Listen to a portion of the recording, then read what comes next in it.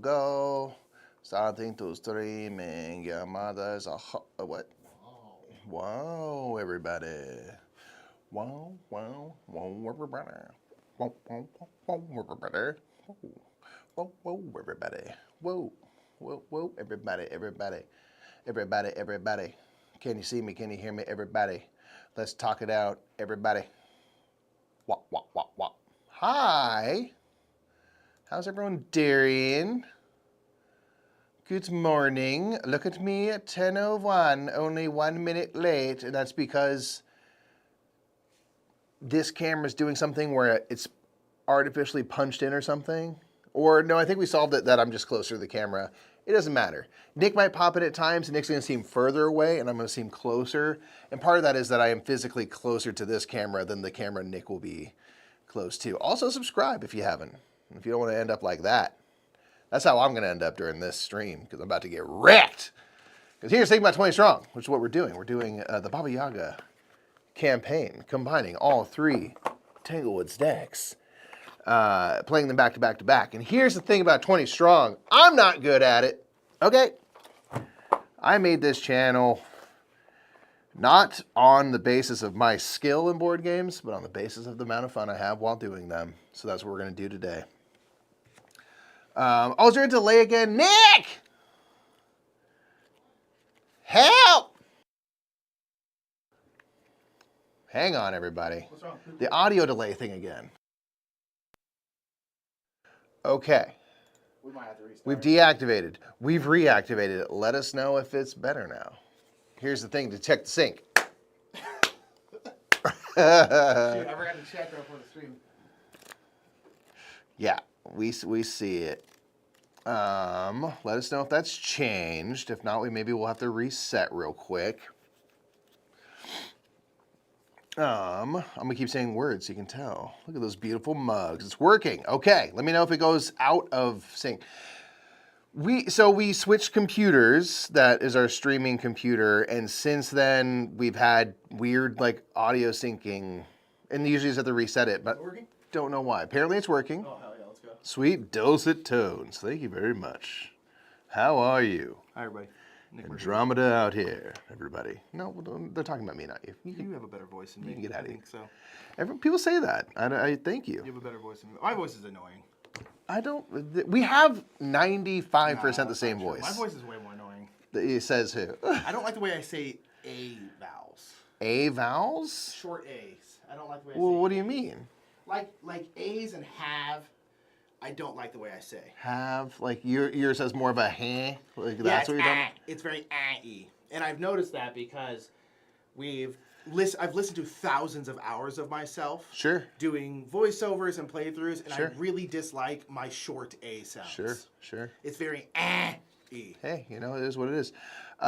Game Freak Geek, I was on the wrong account. Hey, Andromeda, we knew who it was. We were rolling with. Hi, Andromeda. There's no such thing as a wrong account.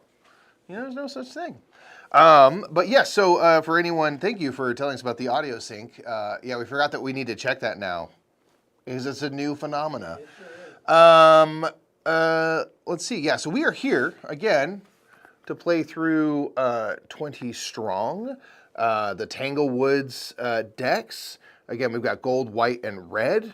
This stream is sponsored by Chip Theory Games. We're the makers of this, and you can pre-order it right now. These decks, and they're going to be delivering to their backers soon. Excuse me.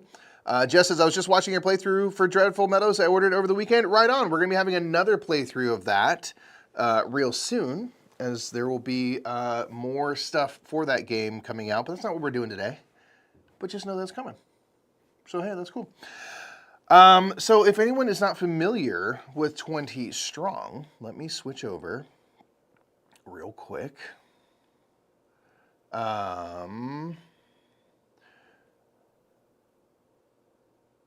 Dreadful Meadows is a great game. Totally agree.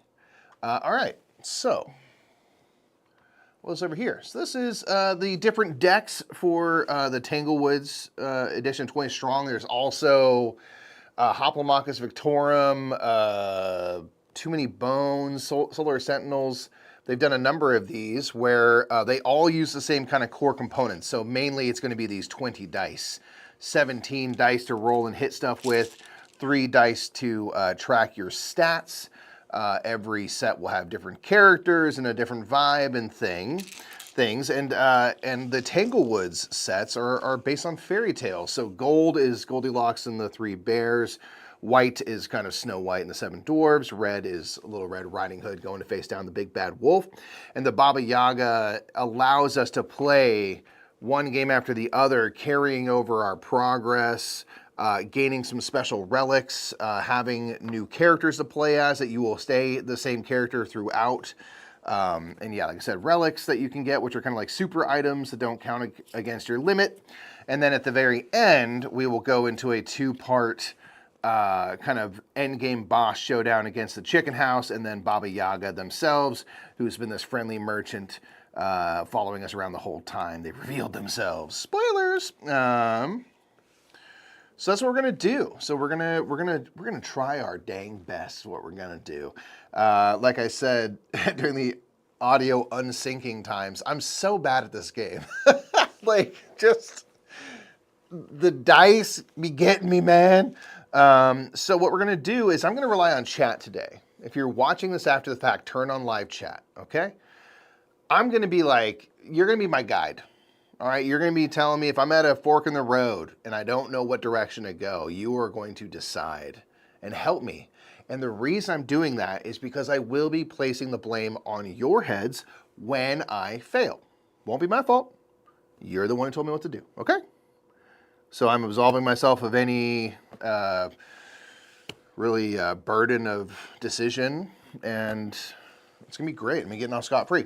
So in the, to bring us back here real quick, in the Baba Yaga kind of campaign setting, it's recommended you play Tanglewoods Gold, then White, then Red, and then we end up with the big kind of boss fight. So that's what we're going to do.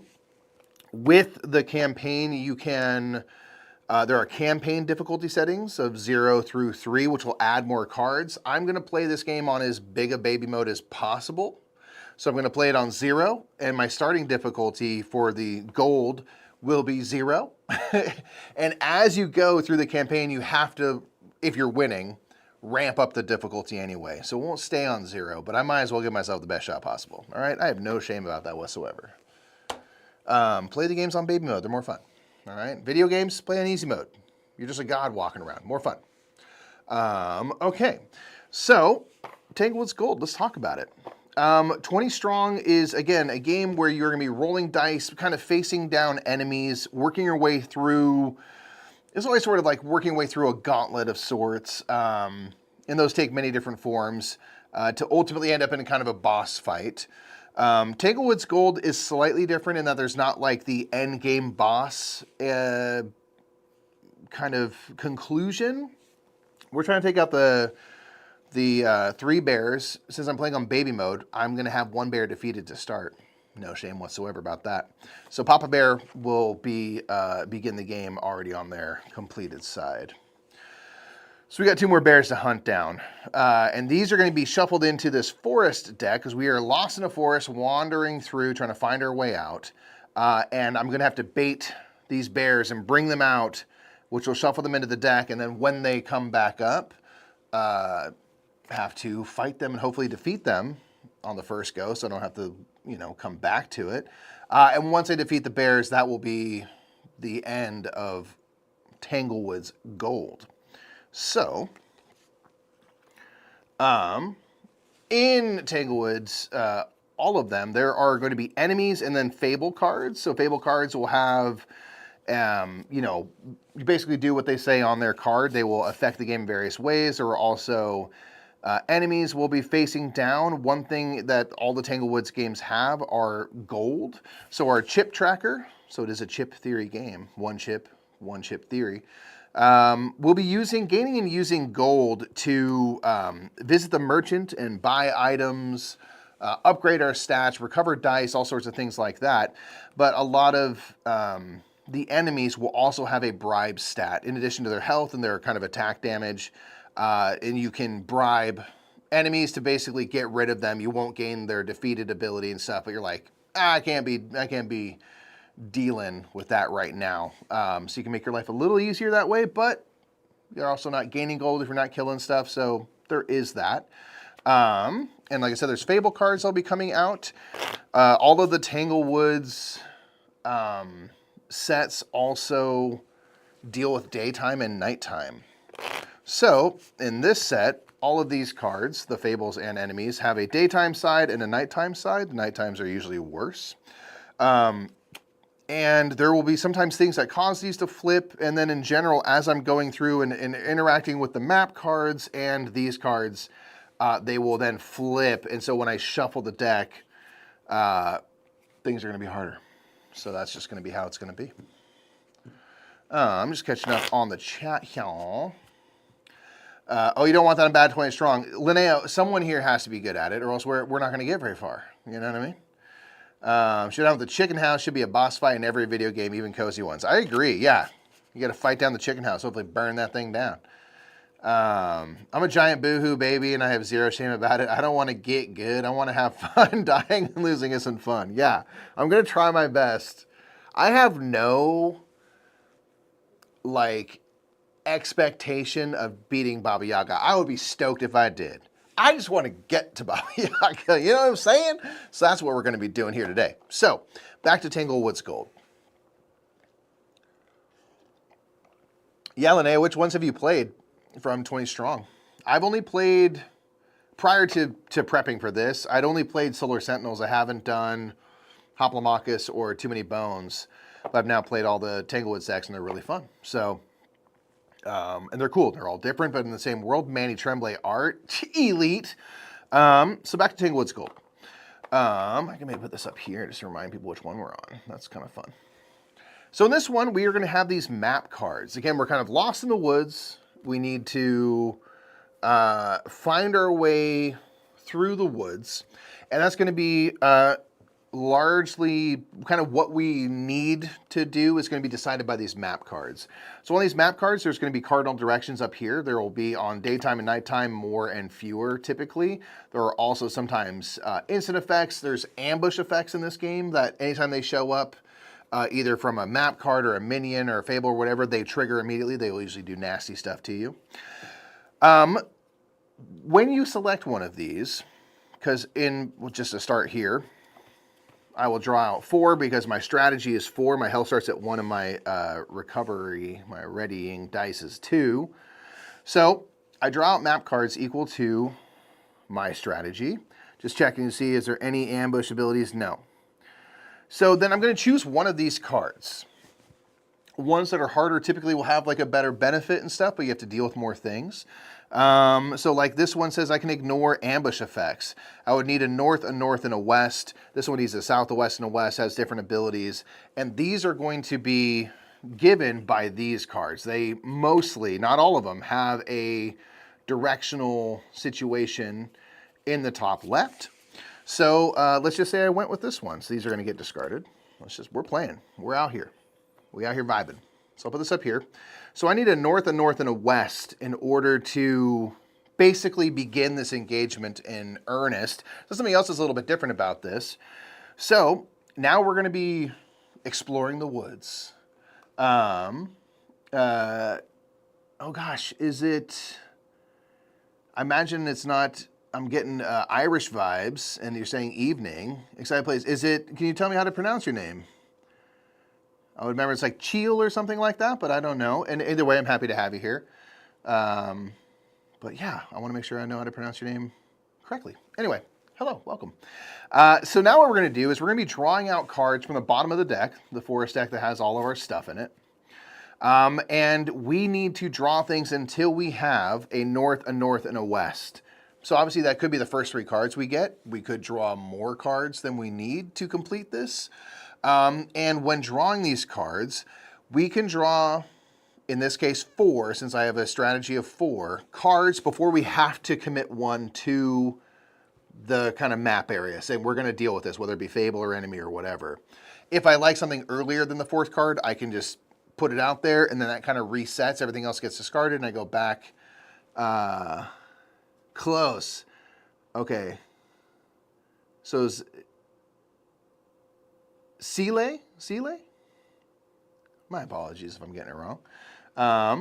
But with the clover, are we in Ireland? Is that am I on with that? Are we rocking it out?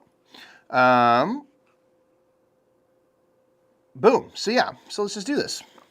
First card here. This is a north card, and remember my ability for this is I can ignore ambush effects. I may. You don't have to.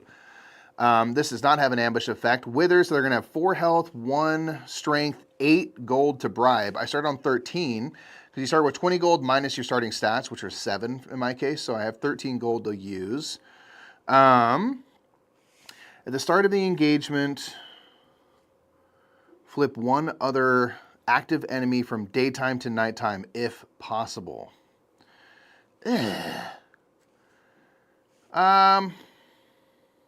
Sure, let's go for it. So I'll put that there because it gives me a north. I need a north and a west, so I'm going to go again. Now, Bannock, this is another thing for the Baba Yaga. Each deck you play with has a total of 6 potentially. I'm only going to be using 3 because, again, I'm playing on baby mode, of specific enemies from the Baba Yaga that get added. Now, it's going to be important to get rid of these because they will make my life harder at the end. So, Bannock here, 3 health, 1 attack, 4 to bribe, but they can only have 1 die applied to them in total, so I can't kill them. I could bribe them, but they're going to flip to their nighttime side, which makes them 8 health. And when you defeat them from their night side, then they go away.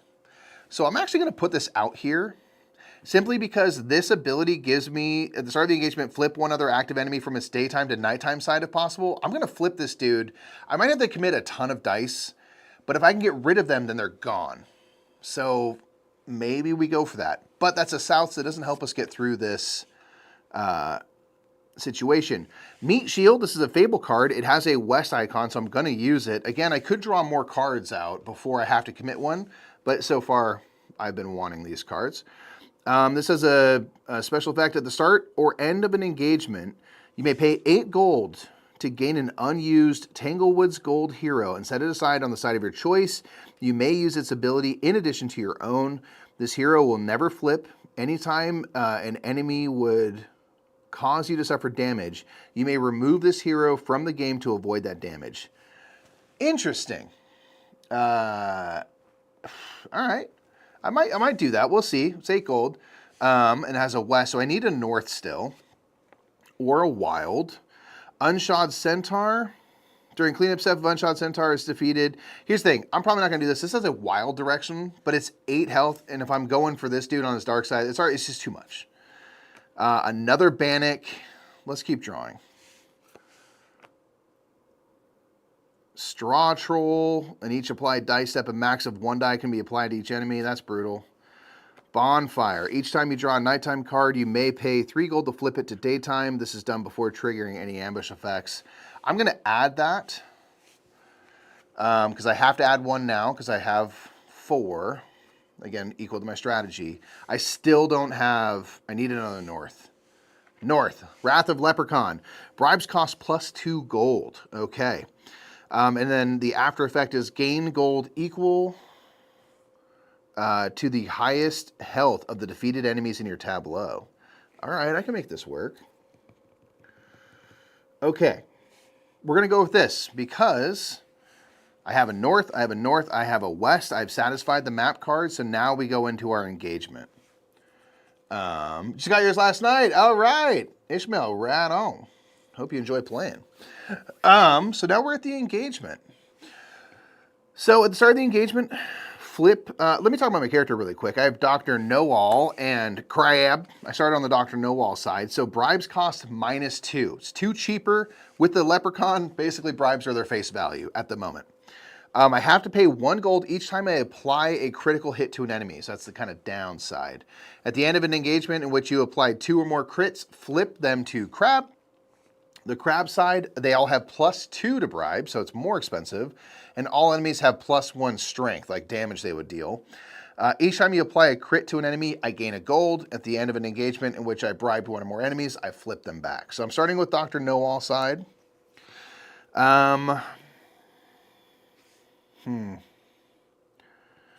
Okay, so at the start of the engagement, flip one other active enemy from daytime to nighttime if possible. So we have the bribery phase now in Tanglewoods, which I just want to make sure I think happens before the engagement phase. Because what I'm trying to do is I want to flip this, but I don't want to have to, I want to bribe them. But I don't think that's going to be able to happen. Let me just double check. Dang. Yeah. So I have to bribe them and get rid of them. That's all right. Okay, we're just gonna roll with it, man. Okay, so I'm going to flip them to their nighttime side, which makes them much scarier and stronger. When I defeat them, I gain a random item, so that's definitely cool. Items are good. Okay, so they have 8 health. They have 4 health.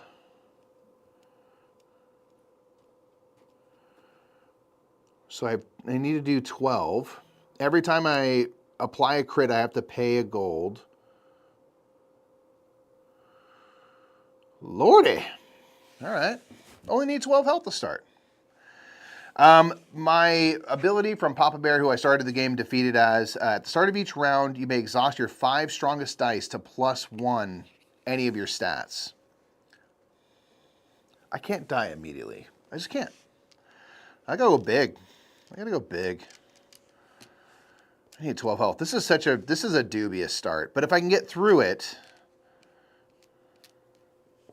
let's do this. Let's just roll a butt ton of dice. Yeah, this will be fine. Yeah, I'll do this. Yeah, I'll do this. I'll do this. It'll be fine. Okay. I have 3 crits, so if I apply them, which I'm going to have to pay 3 gold. So I'm just going to do that now so I don't forget. 2, 4, 6. Crits count as 2 damage. 7, 8.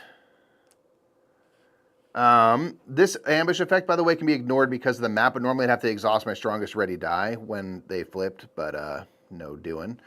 Boom, so gain 1 random item. That happens right now. I got a stick!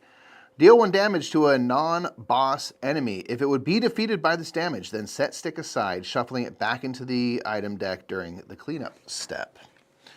Okay, I'm just out here maybe getting killed day 1. Really? No, but I mean, I'm really using a lot of dice. I'm going to apply those. My strategy's 4, so I can do 3 more. Me in this game is just me dying immediately. Yeah. I took them out. That gives me 4 gold. I didn't apply any more crits. So they're gone. These Fable cards aren't anything I need to defeat. So, okay, so Wrath of Leprechaun, the after effect of this, gain gold equal to the highest health of the defeated enemies your tableau, which is Bannock at 8. So I'm up to 20 gold, which is your max. Wow. Bonfire cool. Each time you draw a nighttime card, so that didn't affect. Here's the thing. So at the start of the engagement, oh, I need to do it at the start, so I missed that. So that's on me. So all of these flip to their nighttime side. These are all exhausted. All that's exhausted. That's a lot of dice. It's my first engagement, Nick. Bannock is now removed from the game because they're on their nighttime side. I took them out, so they're removed from the game, which will make my life easier at the end of this campaign. Because that's the Baba Yaga stuff, right? That's the Baba Yaga stuff. So there's that. Wither goes to the nighttime side, and they are all discarded, maintaining their current facing. Map card's done. This flips to nighttime and gets discarded, maintaining its current facing. Blasting check. This map did not have it, but map cards have a merchant icon. So if it has one of those when you complete it, that's when we go to the merchants. No merchant at the moment. That's so much gold. I do have so much gold. Well, you can bribe. You can bribe in gold deck, right? Oh, yeah. Okay, cool. So I'm probably going to be doing some bribing. Yeah. Strategically bribing in this one is very important. Very much so. Especially because my recovery die stat is only 2, so I'm going to get these 2 dice back. So, let's see. You can always reset if you die immediately. I had to make choices, man. Yeah. Because here's my thing. I was thinking, like, if I can get rid of one of those Bannocks first turn, I probably should. Yeah. It's going to be fine. Okay, so my strategy stat is 4. So I'm going to draw out 4 map cards. 2, 3, 4. No ambush effects on those, so nothing to worry about there. This one only needs a west and north, but I can't commit yellow dice. It's like half the dice I have are yellow because I don't have many, so This one is blue, cannot be committed. I need a west, south, south, and west. I don't have any blue dice in hand at the moment. -1 to the damage stat of all non-boss enemies to a minimum of 1. It needs 3 east, which is probably harder to do, but I kind of dig that it's a little less deadly, especially because I'm starting on and still have 1 health. For every 2 cards in your tableau not needed to complete your map, +1 health. Let's do that. So again, I'd have to maybe have more stuff to deal with, but maybe those are Fable cards, not such a big deal, and I can maybe get some health. The foil looks good on those cards. Yeah, they're cool. They're rad. They're fun. You know, Chip Theory don't mess around. They're not paying me to say that. They're paying me to play this, but I can say they don't mess around. They get into tomfoolery from time to time. 35 watch, only 11 thumbs. Y'all need Jesus. Feed the algorithm. Father algorithm needs to be fed. Daddy algorithm wants it. Okay, so I just want to make sure I didn't miss anything enemy in which you apply 2 more crits. I super did, so this is flipped. So I'm on the crab side. So false confidence, +2 gold to bribe. I have 20, so that's not the end of the world. And all enemies have 1 more strength. Damage to the deal. Each time you apply a crit, though, I gain a gold. At the end of an engagement in which I bribed 1 or more enemies, I flip. I'm probably going to do that. Cool. Let's do it. Strategy is 4, so I can draw 4 before I need to commit a card. So south. I need north and east for this map card. So south. Noam Chomsky. Gotta love it. Bribing is 4. They do 0 damage, but it will be 1 because of my current character side. If any of the non-boss enemy is defeated before Noam Chomsky, immediately flip Noam Chomsky to nighttime. So that's to take them out first. Let's draw another card first. The risk with drawing out more cards before you commit them is the ambushes are mostly on these, so you are risking more ambush effects because ambush effects will trigger immediately, even if you don't end up selecting that card. So that's the the push-pull of when and what to commit dice and how cards and how many. Forest Dragon is +1 health for each yellow die in the exhausted area. That's currently 1. So they have 3, so they have 4 health. But it's a south, not something I need. Funnel Web, you must pay 1 gold each time you apply a die to Funnel Web. They have 5 health. They cannot be bribed. You know what I'm going to do? I'm going to stop here. I'm just going to apply Noam Chomsky. It's not one I need, but again, if I get 2 of those, I can plus my health. So I should at least do 1 more that I don't need to do this. Disorienting fog, rather. This has an ambush effect. Add the next card in the forest deck to your tableau. This does not take the place of this round's forest phase. So that's just added. Bam. East, that is something I need. I'm going to draw another card because, again, I only have 1 that doesn't belong. Gnome on the range. It's a gnome in a hat. And this ambush effect is they have to get added to my tableau. No choice there. Well, in that case, I'm going to add this now. I'm going to add that now. Because I have my east. This wild can be my north. I have 2 additional things that I don't need. Linnea, have a good lunch. So I will be able to, afterward, so I have to survive this, increase my health by 1. So we like that a lot. Okay, 4 gold, which would be 6 currently, 7, which would be 9 currently, to bribe. They're going to have 2 damage. They're going to have 1 because, again, I have a +1 because of the current side I'm on. This map card also does not have a merchant. I need to get to the merchant soon. I think because I have so much gold, I should probably bribe something.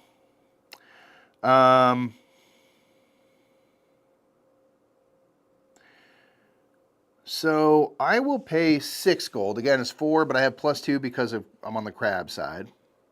To bribe you. This does flip them. They'll go away. Just remember that I had 4 here for this for the after. And then I'll face down Gnome on the range. So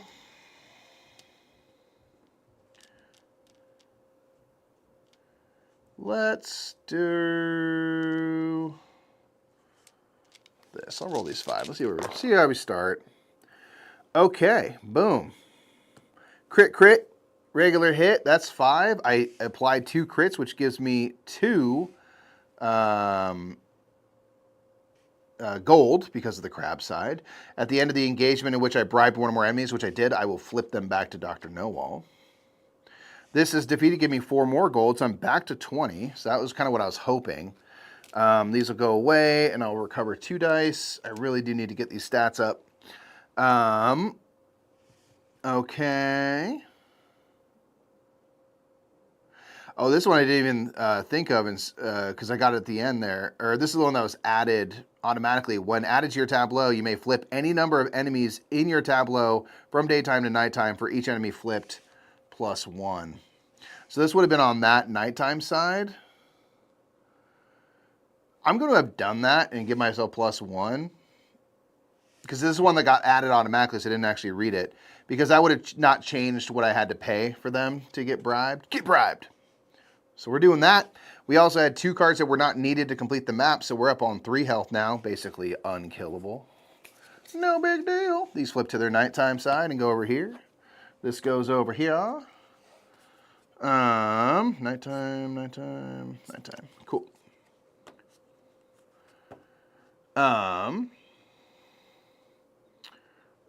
Boom.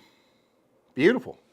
All right. I think what I need to make sure I do on this next one is whatever map card I choose, it's one that leads to the market so I can get some stuff. Now, I do have Papa Bear, which, again, they're kind of, all these bears, when you have them on the modifier side, have a pleasant thing and a negative, a setback. So at the start of each round, again, I can exhaust my 5 strongest dice to +1 any stat. I would love to do that, but that would be not wise when I only have 5 dice. But the downside is when I go to the merchant, I can only choose one of the actions. I can do that action multiple times, but, you know, so it's going to be a little funky. But, you know, we out here killing it.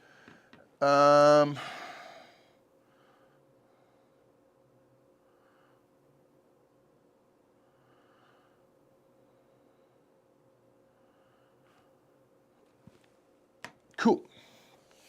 All right, let's take a look. We got 4 strategy. By the way, again, if anyone is familiar with 20 Strong and has thoughts on strategy, or if you see me miss something, please let me know. Because there's a lot of little things you can miss and stuff, and so, keep me honest. Okay, so this one needs north, east, east, south. It has the market icon. So I guess to draw out all 4. Flip all of the, this has the ambush thing. Flip all other daytime map cards drawn with this card to nighttime. Lame. Okay, that might change what I do here. So I have 3 nighttimes and then that. Golly. Okay, so nighttime generally has more things. I don't think I'm keen to do a nighttime considering my dice situation. But this one doesn't have a market on it. In fact, only this one does. But if I get through this, the after effect is like a -1 to any stat and recover all my dice. Let's do it. Let's do it. I got a stick. Beat you over the head. Now, Bart, why would I give advice when I just get wrecked anytime I play a game in the series? Well, yeah, because then we have camaraderie, and I can blame you instead of me. Rulebook rundown. Shoot, I've been playing wrong. I haven't been flipping defeated enemies. I've been discarding them when they have full damage. Haven't been flipping defeated. Oh. Make the game the way you want it, you know? Who cares? Who cares? What are rules? What are rules are arbitrary? They're all just made up. But But hey, if you see anything I'm doing wrong, holler at me. You know what I'm saying? Okay, so I need a north, west, west, west, south. This might be a cheeky reset, guys and gals. I don't know if I'm doing this. We're gonna see. Fable card me. Let's go to Fable card Palooza.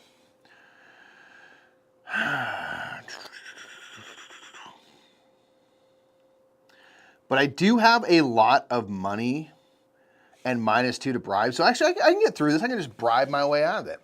I'll spend dumb cash. Boom. Okay, a south. I do need a south. Wensley's Dale. Each time you defeat an enemy, you may choose up to 2 exhausted dice to commit, immediately roll, and optionally apply. Any result not applied is returned to the exhausted area. Okay, I need a south anyway. I'm just going to take that and pick it right now. What it do, Roseboo? Are you back from Universal? I meant to ask for pictures and stuff. I want to see all the horror stuff. Okay. North. We do need a north. Either set your goal to 0 or flip your hero. If you flip your hero, it cannot be flipped again this engagement. That is the worst. The timing of that sucks because I don't want to lose all my gold, but I don't want to flip my dude either. Okay. So I can't flip to the end of the engagement. Bribes are now +2 gold, but I do have the max of 20. So still a decent thing. I gain gold when I apply crits. Fine. Whatever. And again, that happens even if I didn't select this just now. This ambush will have happened. So I could draw more, but since it's a north and I need north, I'm trying to draw as few cards as possible. I need 3 wests. Here's a west. Were Duck. Don't like that. Instead of reducing your health, the damage from Were Duck reduces your strategy or recover, if possible, to a minimum of 1. The damage may be split between the 2. Yeah, I'm fine with that. They're going to get wrecked anyway. Okay, I need 2 more wests. A south. Not even going to bother with you. Toad Warrior. The Toad Warrior has a wild. Toad Warrior has +1 health and damage for each other wild in your tableau. I don't currently have any. So let's just add that and maybe hopefully get a natural west, natty west. Hey. Devious Darcy. No ambush, not a thing I need, so I'm moving on. Another Bannock. Not going to bother with you right now. The Voyage Gnome. All enemies have -1 health for each north on your map and -1 strat for each east. I will add that. It doesn't help me. It's a south, but I do have a north, so enemies will have 1 less health because there's 1 north on the card. So let's do that. So those are gone. Still need a west.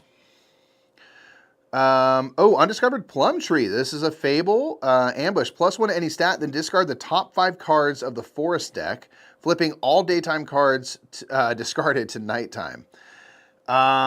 What stat am I increasing? Probably my recovery, eh? Cool. Top 5 of the forest deck. 1, 2, 3, 4, 5. All go to nighttime since none of them have been drawn before. So that's like a pay later, but you know, today we're fine. Park and Maze themselves were great, but the park was for sure way too busy and they 100% oversold tickets. Yeah, I kind of feel like they've been doing that like kind of a lot lately, which is a bummer. Like the last many years, it's just like so packed. All of these have north on your map. Okay, so I'm going to keep drawing because I don't know if I need this.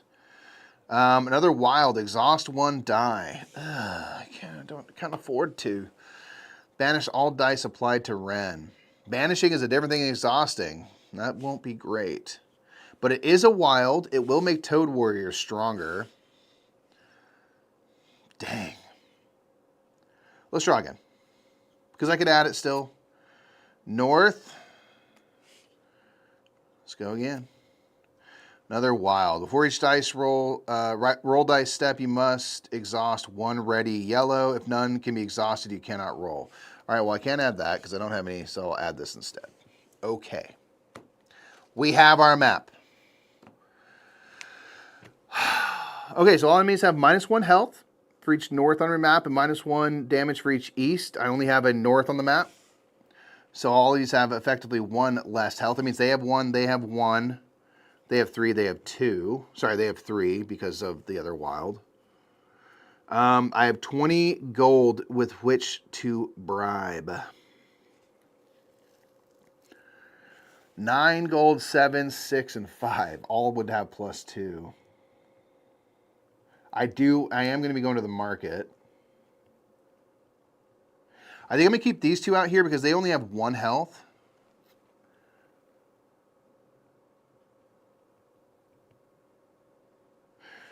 So I'm going to bribe this dude for 9.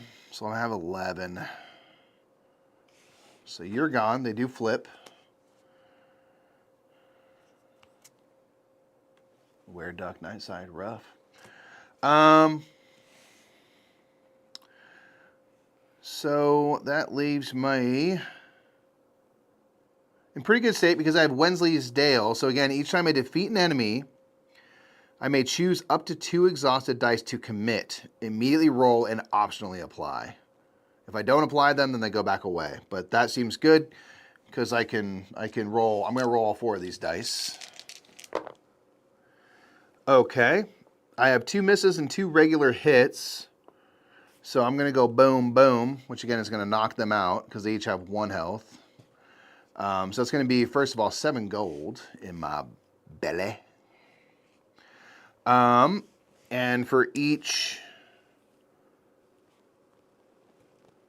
I mean, choose up to 2 exhausted dice. I mean, I'm going to go with purple, purple, purple, blue. I guess I'll do 2 at a time since I'm knocking out 1 at a time.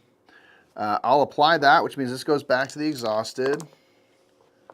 I'll apply both of those, which knocks them out, which is 5 more gold, of which I can only take 2, but it brings me back up to 20. Those are all gone. My recovery is 3 now, so I'll get purple, purple, red. Cool. And now we're going to have our first market.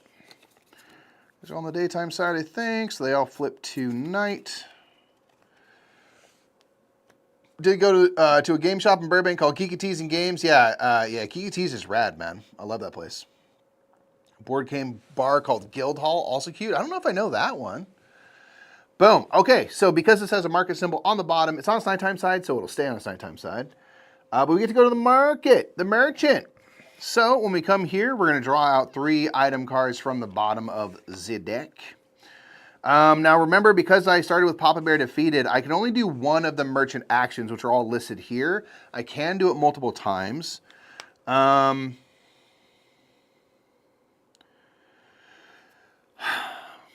I kind of wonder. So, okay, the actions I can mend, which is recovering dice. I might just do a bunch of that to get a bunch of these dice back, to be honest with you. And I did bribe someone, so this is now flipped back to Dr. Know-All. So, okay, you can mend and recover dice. You can forge, which is upgrading your items. You live? I'm barely, man. I'm hanging on. I'm actually doing okay. I'm doing okay. You got a stick? I got a stick. I can make it a pointy stick. Oh, hell yeah. So you can forge, you can bait, which is how we get the bears into the deck. So here's the thing. These bears, again, are not in the deck to start. So you can pay 5 gold and put a bear in to the deck.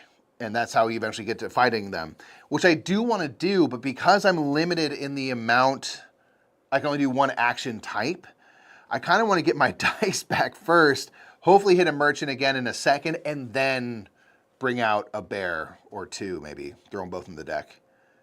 So I don't think I'm going to buy any of these items, so I'm just going to discard those. Don't even look at them. Recovering a die costs 2. I have 20. I could literally spend 10 and get 5 dice back. I kind of think I'm doing that. Maybe that's silly. But I still have 10 bucks. I'm on the side where bribing's a little cheaper, so I still have some operating cash. I'm going to get 5 dice. We're just going to go simply for the strongest ones. 1, 2, 3, 4, 5. Okay, my pool is looking a little healthier. And that's going to be it for the merchant at the moment. I feel good about it. I don't know. What up, Matthew C? Eric plays a game. Hello?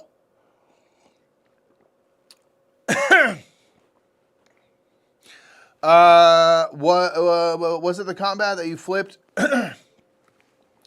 Was it the comp that flipped to the other side and prevented flip again, or does it still work after the engagement? It was the combat that flipped. Excuse me. Which one was it? The...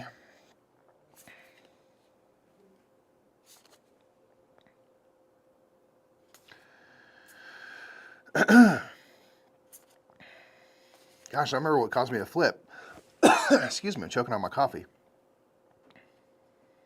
Oh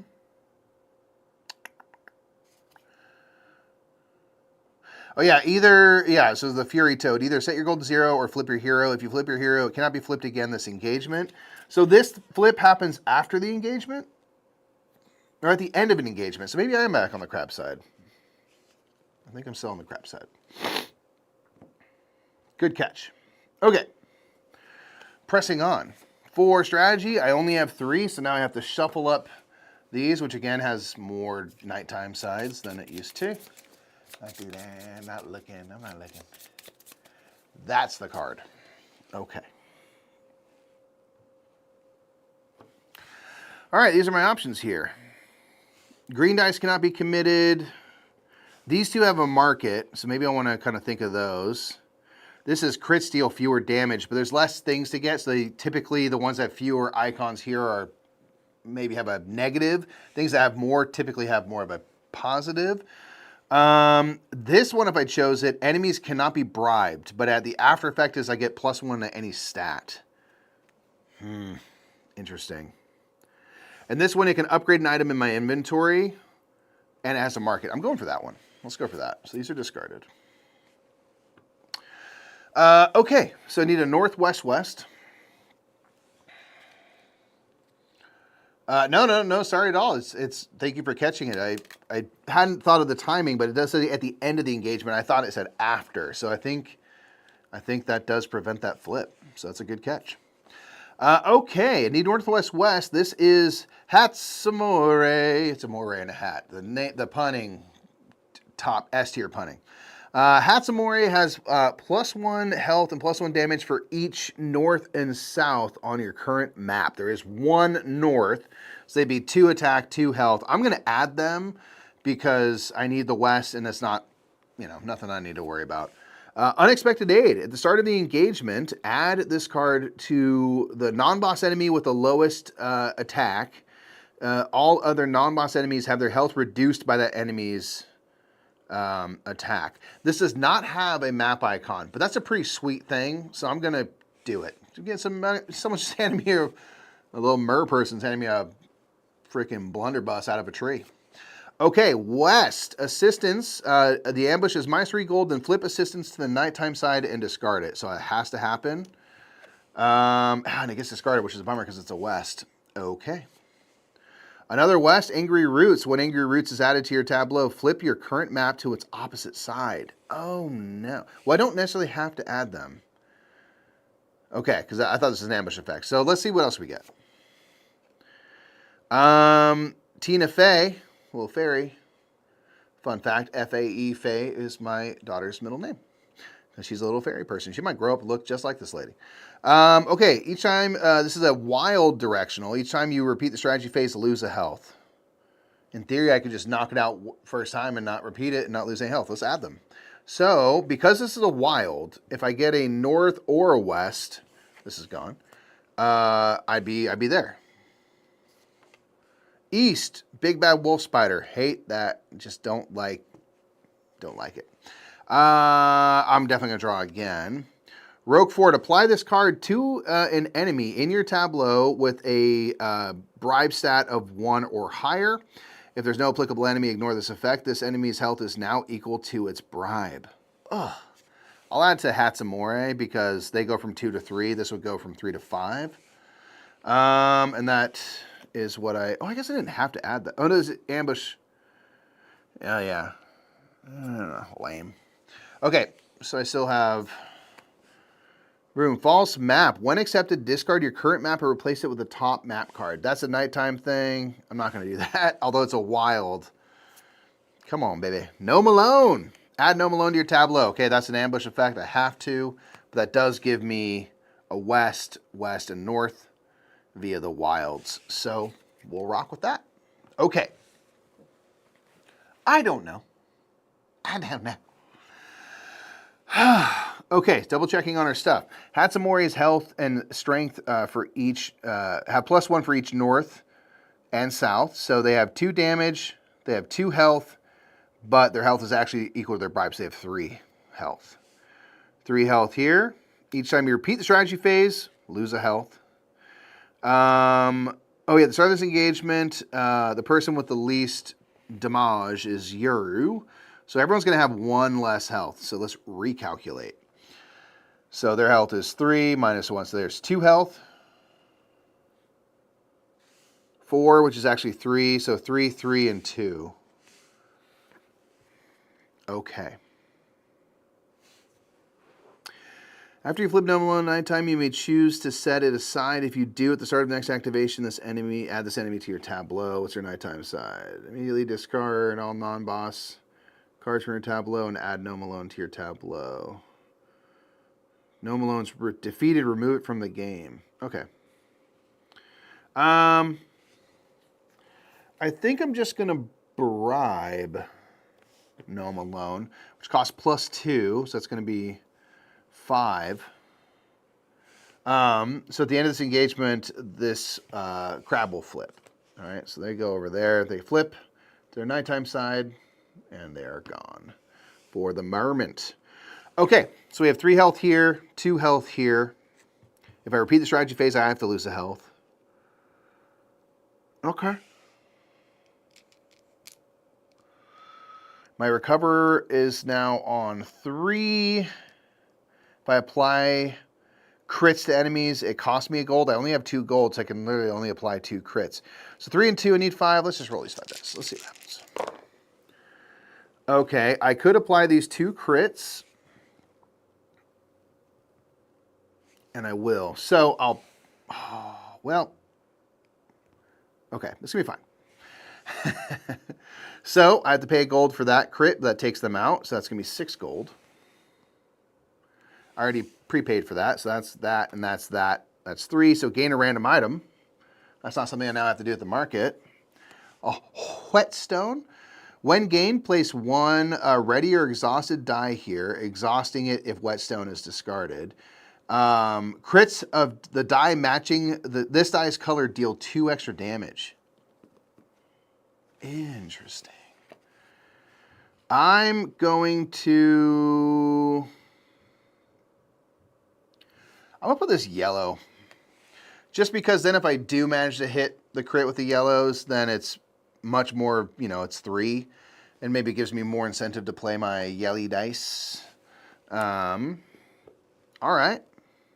Got my gold, got my item. These things are all going to flip. This is going to flip as well. We are going to have a trip to the merchant. Okay. I have 6 gold. I can only do 1 type of action. I think what I'm going to do... Oh, I need to recover 3 dice. I need to get that recovery stat up, man. Since I can only do 1 action type because of my Papa Bear, I'm going to spend 5 to bait. And we're going to shuffle any one set-aside bear into the forest deck. So Baby Bear and Mama Bear. Mama Bear, their ambush thing is lose half your gold rounded up. Kind of want to do that now since I don't really have much gold. At the start of the engagement, add a number of enemies from the top of the discard pile to your tableau equal to your health minus your hero's starting health.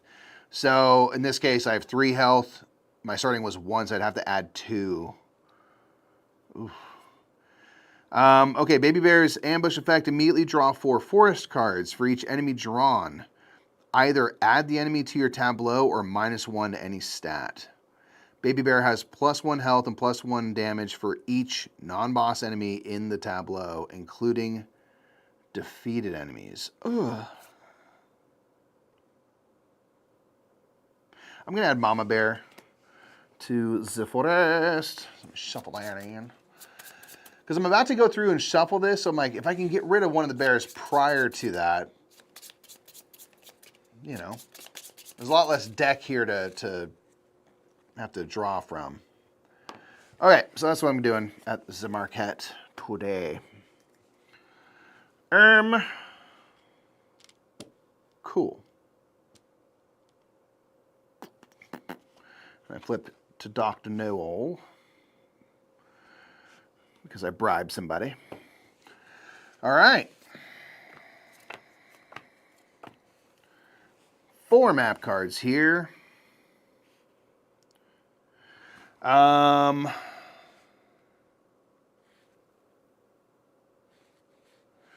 So this one means blue can't be committed. This one, yellow can't be committed. I don't currently have any in my ready area, so it's kind of like a nothing burger. So maybe I'll go for that, and it does allow me to go to the merchant. So I'm going to choose that map. So I need a west and a north. Let's see what we get here. Scent of Blood. During the suffer damage step, if you suffer any damage, lose an additional damage, but I gain a recover and strategy stat bump. Let's add this. It doesn't give me a directional. Add Thunder Gnome to your tableau. So this has to go, but thankfully it is one of the cards I need. South Lepra Con Man. All other enemies have +3 to their bribe stat, and they cannot be bribed. Let me draw again. So I need a west. Dark Fairy, at the start of the engagement, swap all dice in your dice pool with your exhausted dice. It's not a terrible time to do it. I would lose all my strong stuff, but I would gain dice that way. But I don't think I'm going to add them if I don't have to. Mama Bear, lose half your gold rounded up. So I'm on no gold. That's their ambush effect. I'm going to bring them in. Oh, lordy, that might be dumb.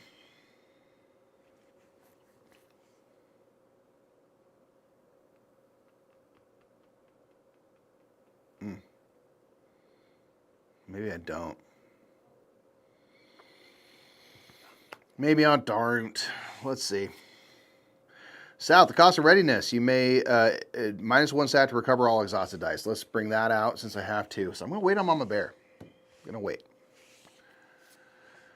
Enemy clearing. Either add the top enemy card from the discard to your tableau, which would be Mama Bear, or flip an upgraded item you control to its ordinary side. Well, I guess I can't. So I guess I am fighting Mama Bear. That's what I get for trying to ditch it. Okay, that gives me a north. This gives me an east. Elder Trolls. Either discard your current map and replace it with the top map, or add the top enemy from the discard to your tableau. Oh my gosh. I might be getting toasted right here. All right, we'll add them. All right, I have to shuffle this. I'm so scared. Okay. Just so you know. Just so scared. So absolutely terrified.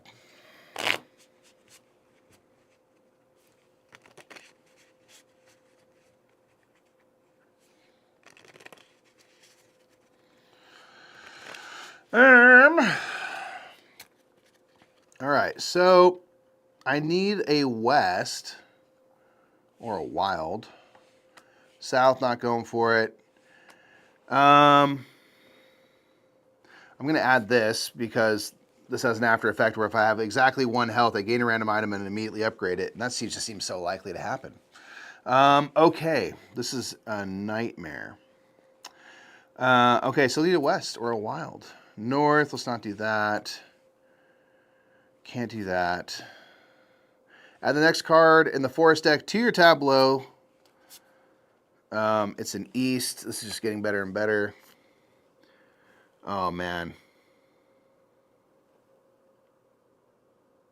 Yeah, I'm taking hits for sure. All right, west. All right. Thank goodness. Return all banished dice to your dice pool. I don't have any banished dice currently. The other side of Ren would make you banish dice. Okay. So that seemingly innocuous map card has turned into this. So let's go through and just make sure we have everything in place. So at the start of the engagement, swap all dice in your dice pool with all of your exhausted dice. This is actually not the end of the world because Brierne would make it so that I cannot commit any of these dice. So that's kind of okay. During suffer damage step, I get to take bigger hits.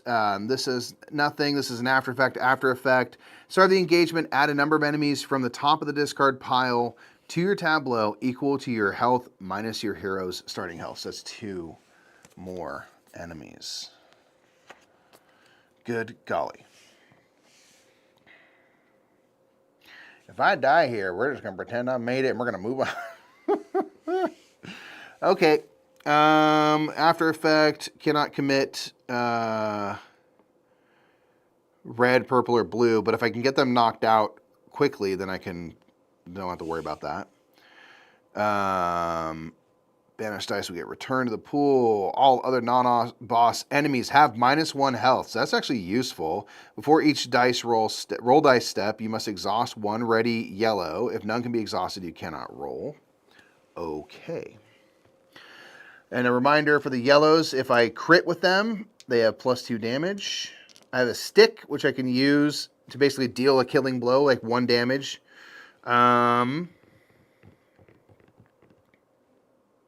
Good golly.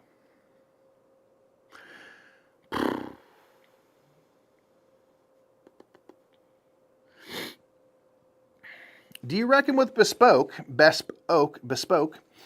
all other non-boss enemies have -1 health? This only has 1 health. Do you think they're toasted? It doesn't say to a minimum of 1. What do you reckon? I kind of think they're doomed. Defeated. Insta-dead. I kind of think it. Okay. So I cannot commit blue dice currently until I take out Brierne. So everything but bespoke has -1 health. Good golly, Miss Molly is correct. I'm freaked out. Oh wait, I had to exhaust one of these. Okay, I critted with that, so that's gonna be 3 damage. Actually, these are all crits. Oh, I have to apply gold. Oh God.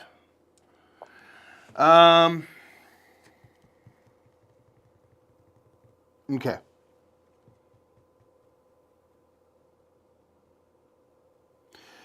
Well, this has 1 less health because of bespoke, so I'll take them out with a crit, which is 3 damage, which gives me 3 gold.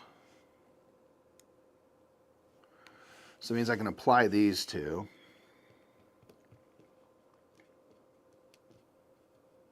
If I do that and that takes them out. So that's 5 more gold. I had to pay 2 to do that, so then +5 is 7. So they're done. Mama Bear should probably get hit at some point.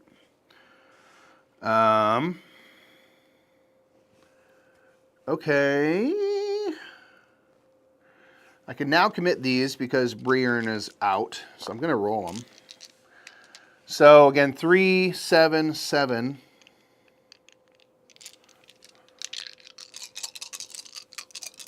If I get something down to 1, I can poke them with a stick. Oops.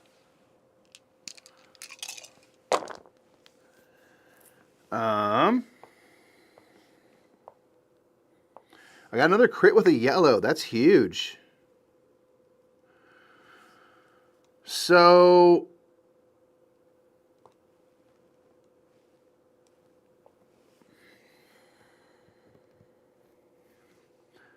I could spend this and that just goes kaboom. I have to spend a gold to do that. I really want to take out Mama Bear, but they also only hit for 1, so it's like I could survive. You could survive, Mike. Survive! How you doing? Oh, I'm just in a minute, man. I'm trying to fight down Mama Bear, but I got all this stuff going Are on. you looking at the end? No. Okay. I mean, well, it'd be the second bear. Okay. So then I need Baby Bear, but Jeez, baby's easy. I Child, just kick him in mean, the face. kick him right in the head. I'm just wondering what to kill. Because I You're got doing 3 good. health. 3, 4, 5, 6, and I could poke him with a stick. That's definitely going to mean, well, it's not a guarantee I can't defeat. I need to defeat 1 of these other 2 to be able to survive.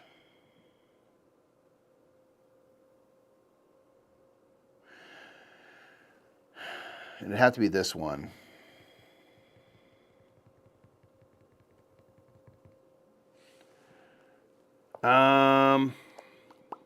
Sorry, y'all.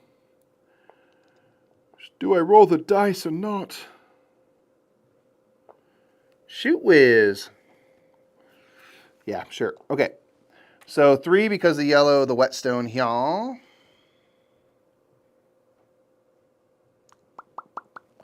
So 3, 4, 5, 6. They're held as 7. I'm going to use a stick to stab them in the head.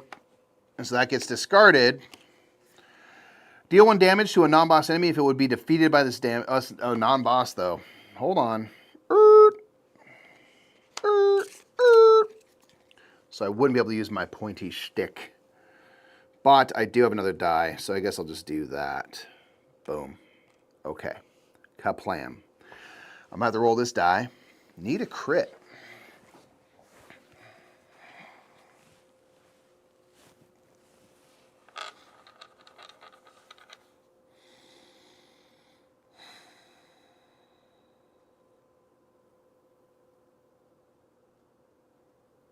All right.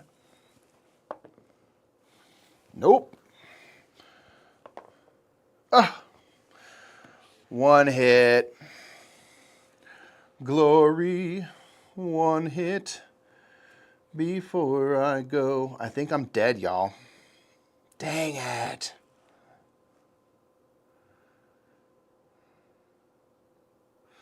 I mean, if I allocated this, should I take out the oak and fight another day? Because I could do this. I'm retconning a little bit, I'm not going to lie to you.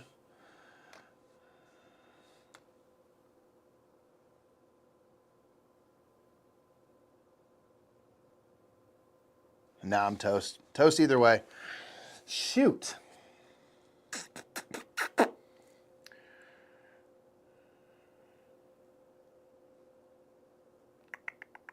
Yeah, I think I'm toast. I'm trying to think if there's any way I can, like, work. Yeah, with the scent of blood, I take more damage. I don't think there's any way I can survive if there's more than one thing alive. I will survive. Hey, hey. All right, I think I'm toast, y'all. I think I'm toast. So, the way it works in Baba Yaga, if you lose, you need to have a relic, which are from the Baba Yaga campaign, to basically be able to spend, and then you can continue on. If you don't have that, the campaign is over. So let's do this. Let's pretend I won. Shh, don't tell anybody. I just want to show this stuff off, okay? So I took out the bears, absolutely rocked their world. I ended on this current setup and stuff. So let's talk about if you won, which we agree I did. You say nothing. These are exhausted. Let's recover these 3. Whoop. Okay, so let's make sure I get this all correct. Okay, complete decks. If you won the game, which I obviously did, randomly draw 3 of the 5 relics from this game. There's 5 relics for each of the 3 decks. So we need the bears. Let me shuffle them up, and we'll get 3. And this is going to give us another kind of benefit to carry forward, and it also gives us a life. Great thing about solo games, you control the narrative. Great job of the win, Mike. Hey, man. I see nothing but victory over here. You know, I want to go through the experience. And if I've got to muddle my way through, I'm not going to apologize. Okay. Okay, so let's look at these. We've got an acorn necklace. Before the suffer damage step, you may change 1 applied hit to a critical hit. Not bad. Hot coal. At the start of the applied damage step, you may discard 1 item from the kindling pile, which I'll talk about in a second, to deal 2 damage to an enemy that would be defeated by this damage. Hibernation for dummies. After the roll dice step, if you rolled 0 dice, you may recover up to 2 dice. That's interesting. So if you're just like out of stuff. That's interesting. Because I could I have my strategy as 4, so I can go through the engagement, you know, phase 4 times. So presumably I could roll 0 dice like on the first engagement, recover 2 dice, and then commit more dice. But I'm, you know, essentially giving up a roll of the dice. That's interesting. Let me check at the backside of this one real quick. Hibernation habits of highly effective people. After the roll dice step, if you rolled 0 dice, you may recover up to 4 dice. Let's go for that, man. Or the acorn necklace. Before the suffer damage step, you may change 1 applied hit to a crit. That's interesting. What do you think? Hibernation or acorns? What do you reckon? I think I'm not going to do hot coals for this one. Yeah, I don't know. I just don't know. Before I go along, do.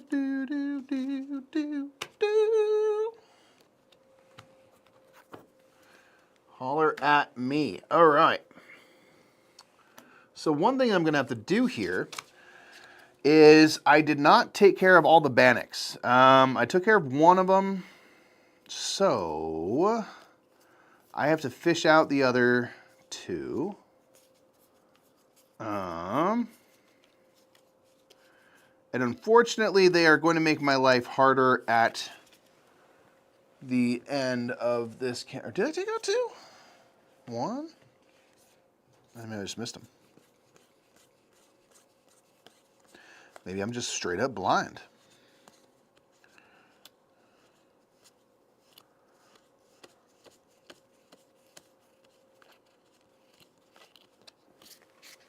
Bannock. Oh, maybe they're in here. More cards. I just didn't see them. You can go over there. Okay. Boop. All right. So these 2 are going to come back later. Let's put them off to the side for now. Don't worry about them. Cool. I'm interested in 20 strong. Where should I start? Solar Sentinels or Tanglewoods Red? Solar Sentinels is definitely the simplest of them. I really like the world of Tanglewood, so I would recommend that. But I guess I would, you know, if that's a major factor, Solar Sentinels will definitely be the simplest place to start. And jab. So Acorn Necklace, before the suffer damage step, I can change 1 applied hit to a critical hit. Hibernation for dummies after the roll dice step. If I rolled 0 dice, I can recover up to 2 dice. And I feel like that's not bad because my strategy is at 4. So effectively it's like reduced to 3. But like, I don't know, you know? That's what I'm thinking. Kind of digging that. Okay, so other things when we win the game, which of course, as we know, I did. Randomly draw 3 of the 5 relics associated, which we did. We chose 1. Leave your hero stats and gold at their current value going into the next game. So 7 gold, 3 health, 4 strat, 3 recover. For difficulty scaling, increase your difficulty level by 2 from the previous level, which was 0. Baby mode, baby. And in white, I will have to go up to 2. And so I'll read out what that's going to do. If you lost the game, you'd lose a relic, kind of reset everything, and then go again. And at any point, I can upgrade the relic by dropping stats equal to 1 or 2, depending on what I take. Yeah, I think Hibernation jabs. I think the dice management is going to be important. So move these over here for a second. So this is mine now. Cool. Okay, I got to, let's see.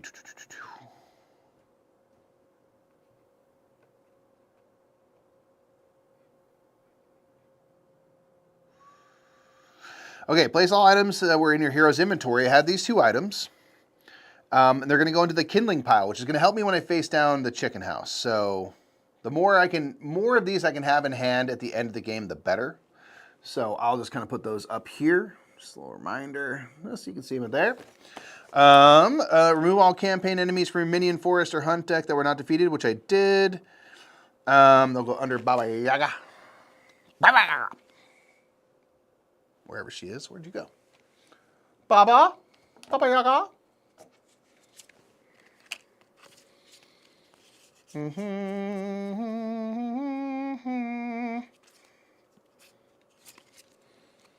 here she is. Baba Yaga. Okay.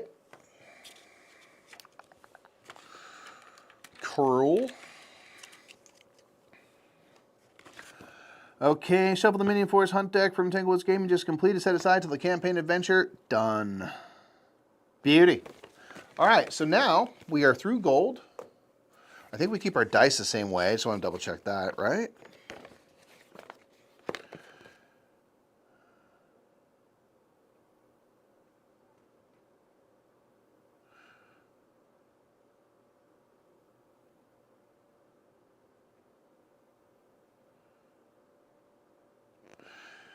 Yeah, I think my dice situation stays as it was as well.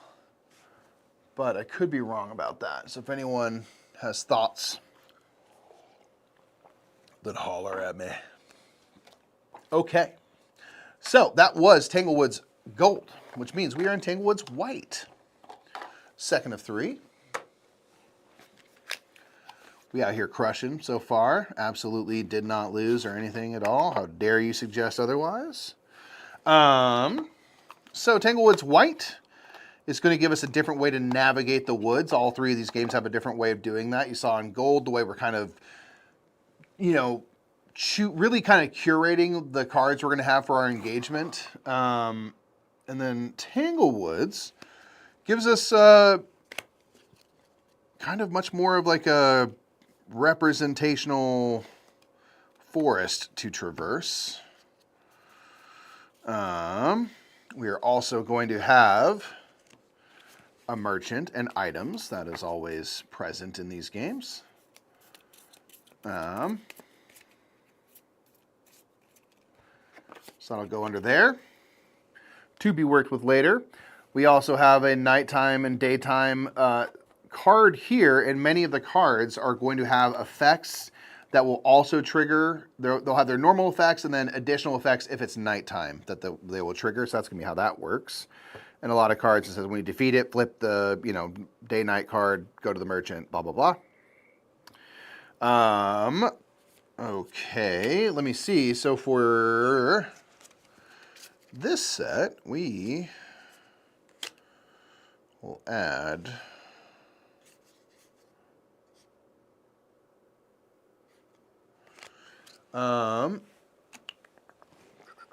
see which ones have to get added. It is going to be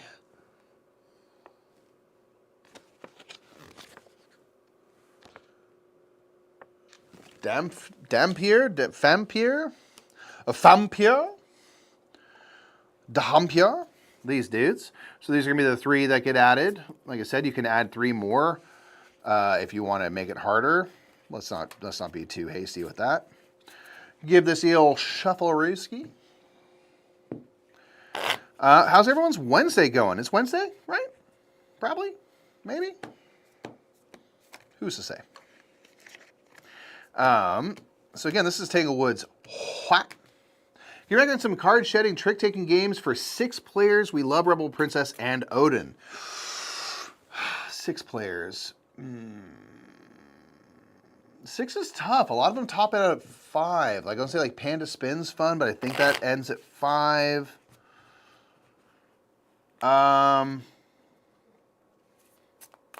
Skull King for a trick-taking game. I think that can probably play 6.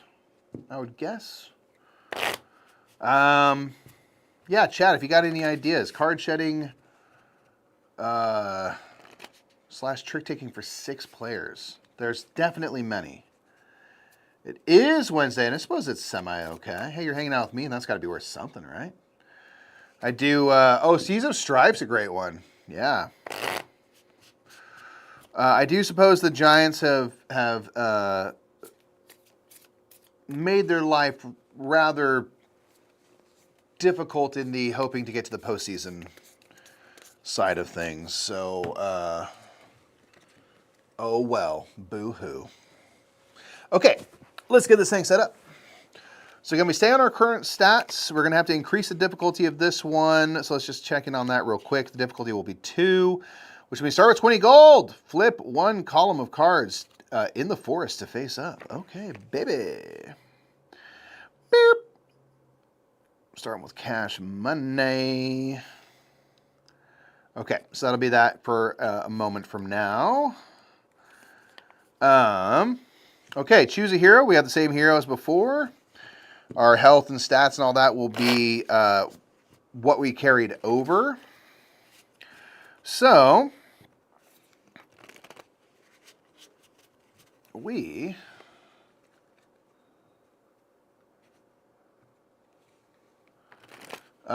hoping the Giants and Diamondbacks go back and forth the next few days. Well, it's been all Diamondbacks so far.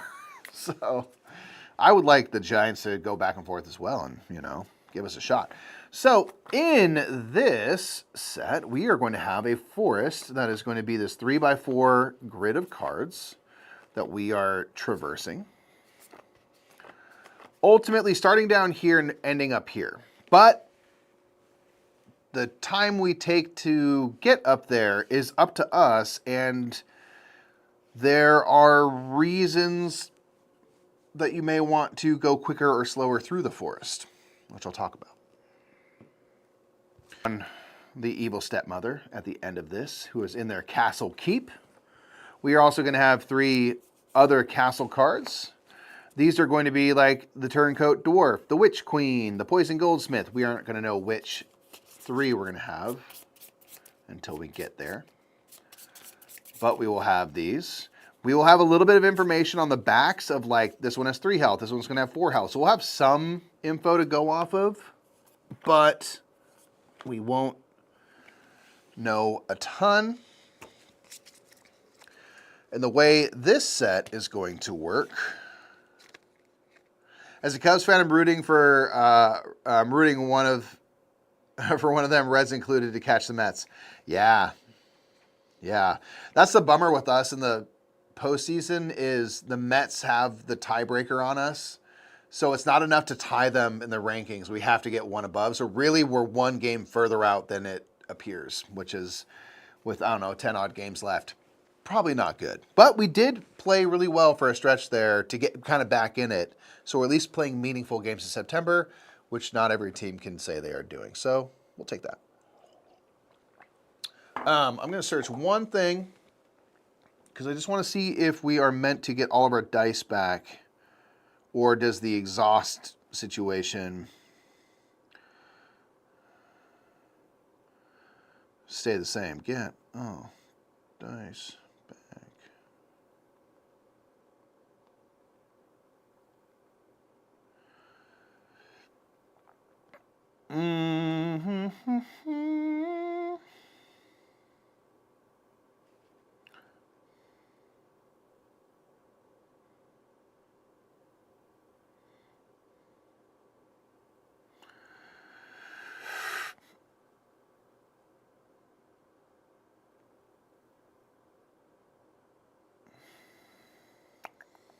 Not sure. Just not sure.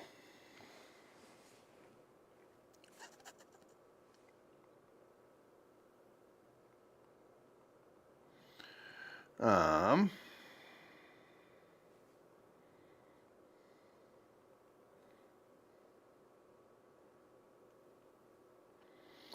me go to here.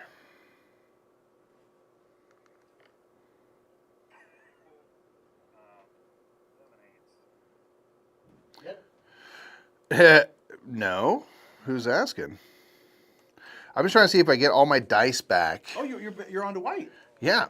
Did you win? No. Okay. You got pretty far into the gold then. Hey, chat, did I win though? Yeah. Did chat? Wink. Yeah, let him know. Okay. Yeah, I'm just trying to see if I get all my dice back. I think maybe I do. I would assume you're starting like a new game, yeah. Yeah, but like your health and stuff and your gold, all that is maintained. I would assume so. Let us know if you're wrong. Yeah, I'm trying to look it up, but I can't. I could have just missed it here, but I'm like, I can't remember, and I want to make sure I don't. Yeah, totally. Okay. Because you do at the campaign Gold end. didn't go too bad. No, it went okay, and I was fighting down a bear, and like Like you do. there was, you know how you'd be fighting bears, and there was just in the drawing to that map card, there was a bunch of ambush stuff. I had a bunch of extra things get added, and I was literally one die short. Oh, so I was man. like, all right. That's pretty good. And again, in this campaign, you always move forward, right? So, All right. You know, so we're like, yeah, it's okay. Well, you know, we're out here showing stuff off. Yeah, you're doing great. Let's go. Fine. I didn't knock over a fan yet. You had knocked over a fan, chat. Why don't you come hang out with me, man? I'll hang out for a bit. Come party. I keep putting off editing the video I need to edit, and I need to not put it off because I really need to finish it today. But I'll hang out with chat for a little bit. This is a bad place to put this. Hold on. Sorry if this is loud. I'm messing with the mic. Sorry, y'all. I just want to make sure I'm getting this correct, and I just don't see. Talk to me, chat. It says, leave your hero's stats in gold at their current value going into the next game. Your hero remains on the same set. Yeah, it doesn't mention the dice, so I think those reset. I would assume so. Okay. It seems like you're starting a new game. All right. Yeah, keep chatting. I'm just going to make sure I got the rest of this all put together. That's all done. That's all done. Did we win? That's all done. I saw, yeah, Mike won. Let's say Mike won. Again, you did pretty good. You know, it's, again, because this 20 strong, you can flame out sometimes pretty immediately, which is easy. Just reset it, right? It's a quick game, but it's like, yeah, it is one of those things where you're like, oh, man, I hope I don't just get killed immediately. I hope everyone's doing good. Hi, Quicksand. Yeah, the Tanglewoods is cool. They're quite different. Yeah, it's very they fun. really are. They're quite different. Even just the 3 Tanglewood set, red, white, and gold, are all quite different from each other. But then again, very different from the other 20 strong sets. A wild Nick appears. That's right, Jabs. Jabs, are we playing at freaking? Am I teaching you Unstoppable at BGG? Is that what we're playing? Unstoppable. Solar Sentinels is only early reset heavy. Yeah. Oh gosh, yeah. So I just get wrecked in Solar. I played Solar Sentinels. I played a little bit of the Too Many Bones set, and we have the Hoplamaka set, but I haven't played it yet. Yeah. And I really want to get in the cloud. I want all of them. I really like 20 Strong a lot. I know it's a sponsor, but I'm not on the stream, so I can say what the heck I want. And that's a fact. I All can right. say I'm just gonna pop these up a little higher because I'm probably gonna have my engagements up to be right You're down fighting like here. the Queen's Castle on this one, yeah? Yeah, man. The evil stepmother's out here in the castle keep, so we gotta traverse the woods, aka this tableau of cards. Our little health die is gonna be a representation of us moving around. So the rules say set up each game as normal, so I assume you get whatever dice back. Yeah, that's I would assume too. That's because it mentions your gold and your stats staying the same, and that's it. So that's what makes sense, right? Because my dice is gonna be bad enough. But you guys all playing Cloudspire 20 Strong, so you guys can finally play a Cloudspire game. Hey, I have been playing Cloudspire recently. You got to watch our rapid reviews here on the Brothers Merp. Make sure to subscribe. And we are going to be covering 20 Strong for Ship Theory at some point this year. So you will get to see us play 20 Strong, not 20 Strong, Cloudspire. I really like Cloudspire. I think I only really want to play it solo and co-op. I don't know if PvP is ever going to be my jam with it, but I really like it a lot. Yeah. All right, y'all. So this is Tanglewoods What? Like I said, we are going to be moving through this forest, dealing with the cards that we reveal. We have the ability to peek at them and stuff like that as well through the merchant action. Ultimately, once we get to here and then go into the next round, we're going to be dealing with the castle cards, which I'll kind of clear out and bring down. And we're going to be dealing with them. They're kind of your bosses. That'll be our end game. The tricky thing is that each of these castle cards, we're going to be putting cards from what we're interacting with up onto each of these castles in stacks. And we can add to different stacks different times. And the backsides, these icons you can see all have certain effects, which I'll go over in a moment.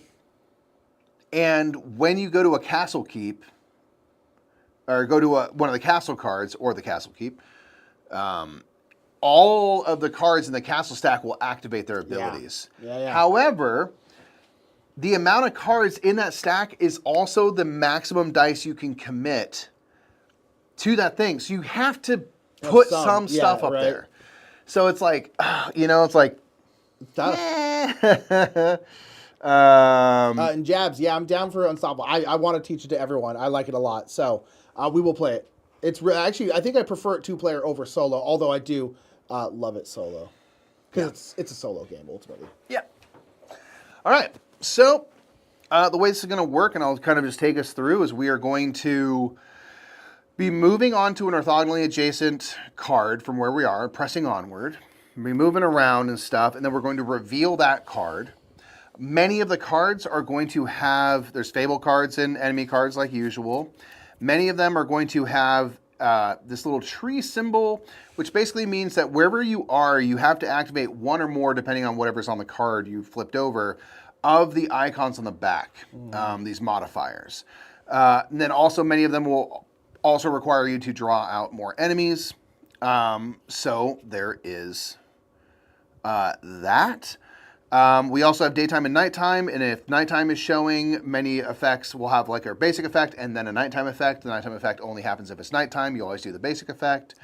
And the different symbols here, we have summon, which is this little hand. If this ever gets activated, you flip it over to its enemy and add it to that activation straight away. So they just come in swinging. We have what we're on is winded, so you have to exhaust your strongest die. We have these little masks, or robbery. You have to pay exactly 3 gold, discard an item, or lose a health. Weird. We have apple. Apples are delicious. They are. You have to swap the values of 2 stats that have different values, and then flip the day or night card to its opposite side. Okay. So in this case, like my strategy is 4, my recovery is 3, I could flip them. And for Bode, which is the castle, add the top card of the hunt deck to a castle stack,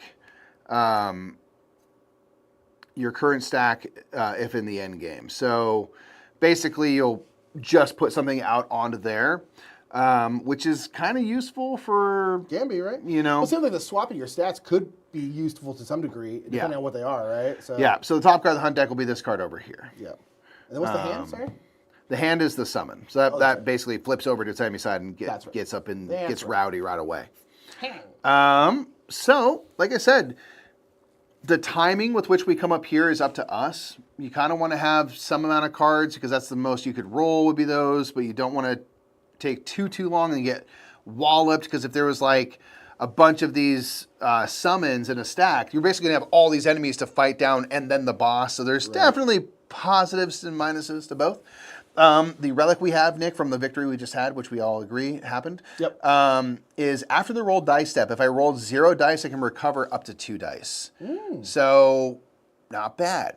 And these ones to flip over, you have to reduce a stat. In this case, it's 1 to flip it over, and basically I can then do that same thing, but with 4 dice. Oh, wow. So, that's nice. Dice management about to be lit. out of this world. Lit. Lit. Okay, let's go here, man. We're just gonna start here. Boom. Easy. So we're gonna flip that. Starving Stone has a activate 1 modifier. I'm gonna do this for Bode. Right. So add the top card of the hunt deck to a castle stack, or your current stack if you're in the end game. So we'll add this apple to this guy. Why not? Right here. Boom. Boom. So those are, again, a little aside because they're not important as of this moment. Okay, so they have 5 health, 2 damage, 2 to bribe. You can still bribe stuff like you would in all the other Tanglewoods games. At the start of each strategy phase, pay 1 gold or lose a health, then flip your hero. I'm on the Dr. Know-All side.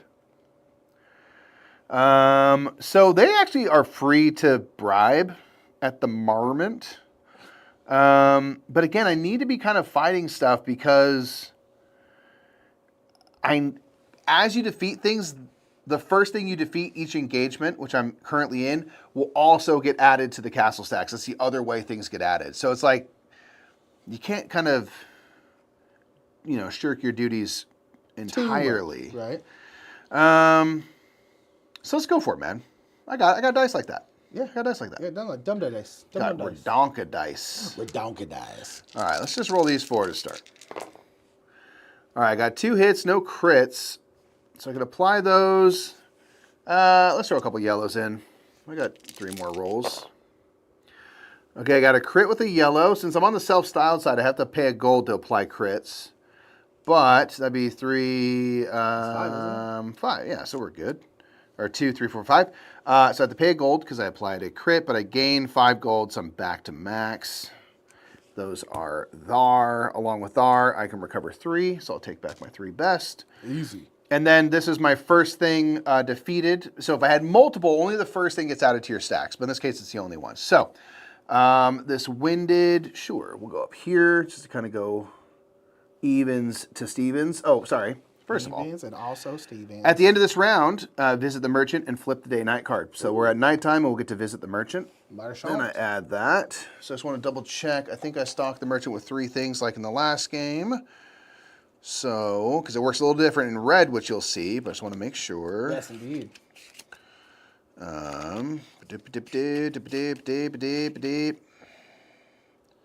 Yep, 3 item cards. All right, so we're at the merchant, who's not Baba Yaga, we agree.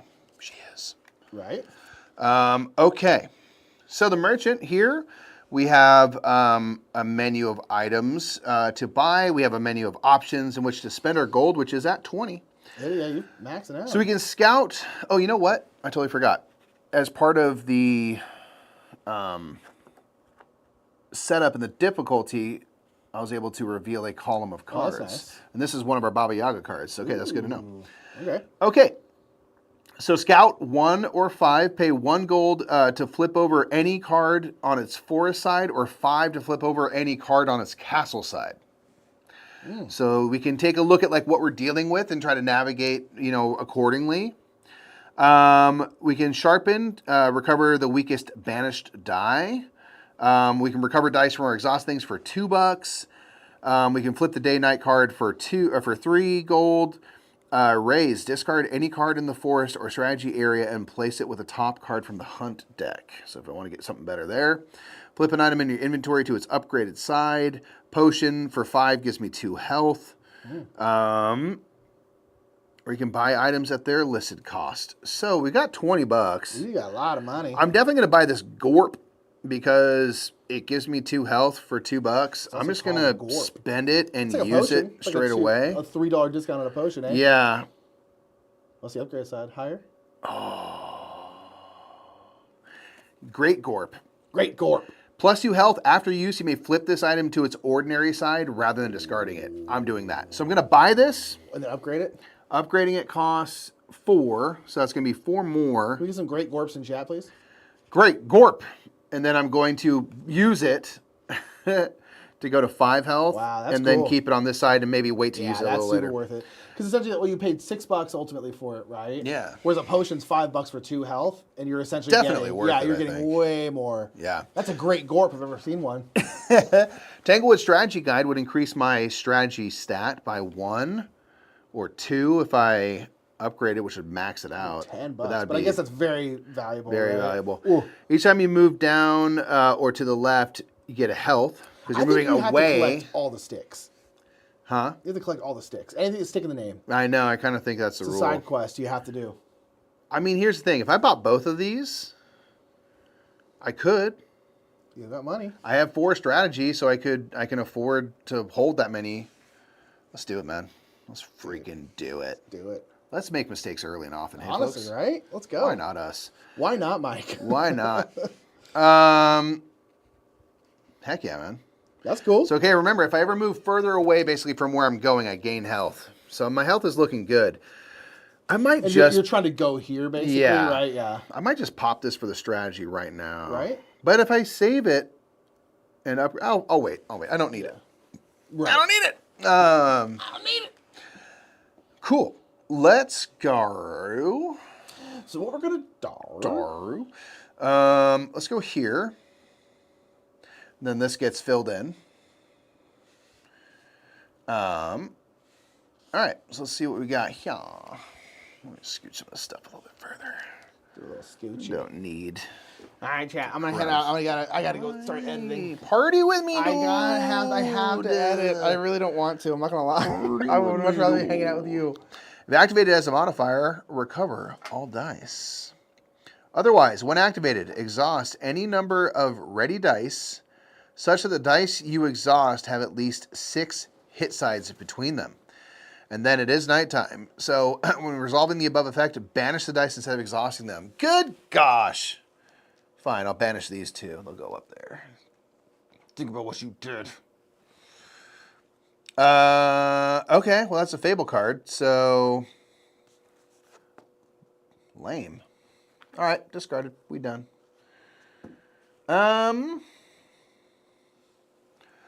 Let's do a cheeky move back here. This fills in. The reason I want to is because my knobbly stick gives me +1 health if I go down or to the left. So let's do that. Another Fable. Answer, my friend, is blowing in the wind. When activated, you may exhaust 2 dice. If you do not, you must place yourself in the bottom leftmost position in the forest, visit the merchant, and flip the day-night card. Nighttime ability. After resolving the above effect, you must place this card into your inventory if possible. This item can be discarded at any time by banishing 2 dice. It cannot be discarded for any other reason. Well, I'm already in the bottom left, so I'm just going to take this. I'm going to go to the merchant. Yeah,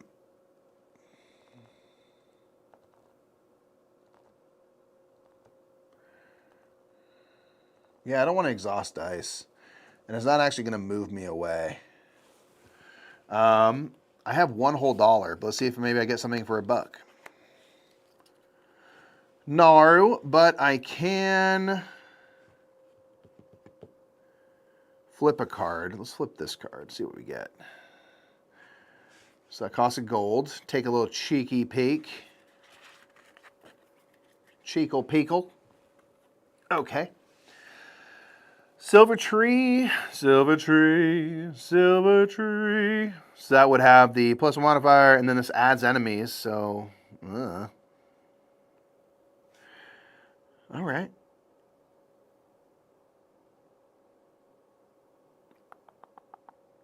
All right, cool. Let's move. Let's go up here. Let's go up here. We're going to fill in down here. Get that right there. Okay, so... Baker of Brutality. So I have to activate one of these modifiers. Again, the apple would swap. I'm going to swap my recovery and strategy values. So I'll do this apple up here. And I have to add an enemy. So again, this will come down here. Adding an enemy. Boom. So I've got these friendos.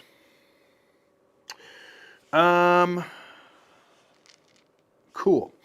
So at the start of each strategy phase, flip your hero. Oh, okay. At the start of the engagement, activate all Corrigans that are face up in the forest or strategy area. There is another one. Oh, so maybe I want to bribe them. I don't have any money. What am I talking about? They're coming down here for sure. Okay. Well, this is going to be a little spicy. We're back to daytime at least, because I flipped the card. So none of their nighttime abilities, all of which they have. Cash, money. Frodo. Where that ring at, first of all. Played 5 games of Unstoppable, winning it once. Yeah, feels about right. Okay, so I've got a total of 12 health here that I need to deal with. Right on. They'll hit me for a total of 4 if I don't get rid of all of them. So I will survive no matter what. Plus I got my delicious gorp, which I might just keep refreshing and using. That might be the key to my livelihood right there. Recovery is 4 now. So let's roll a bunch of these. Let's just see where we go. Okay. Oh, so at the start of each strategy phase, flip your hero. So I'm on this side.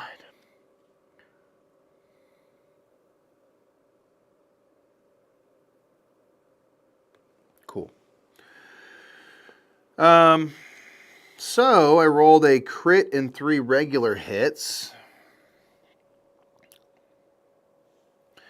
So I could take out one of you, which gives me 4 gold. And I'm tipping that one because that's going to be the one that gets added to the castle stack.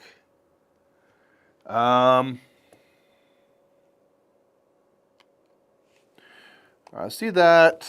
I can roll 2 more times. Oh, and I got a gold for rolling a crit because I'm on the crab side. Crab shack. All right. If I do this, then they're gone. That gives me an increase in strategy. Love that.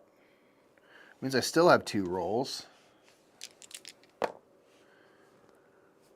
right, I got 1 more. Come on, be there. There we go. Blam. All right, 4 more gold, baby. All right, so I'm not going to be able to go to the Marquette. All these are gone, but I'm going to get 4 of them back. Cool. This is the one that has to get added to a castle stack. I'm going to add this to this one because they're basically going to reactivate when that happens. So I'm going to put on the castle at the lowest health.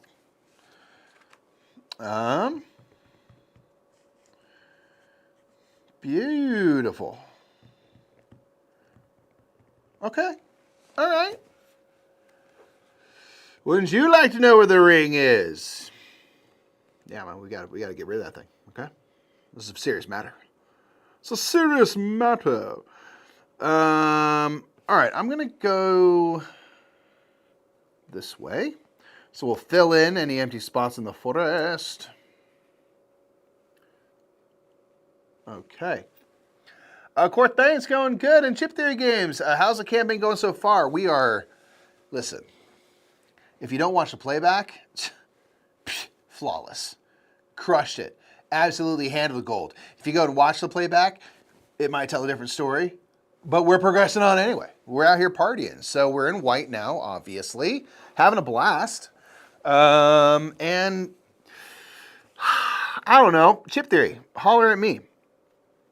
When do you feel comfortable going for the end game here? How many cards do you want in each castle stack? I've got 1 in one, 2 in the others, 2 in another, and I need more than that for sure. That's a fact.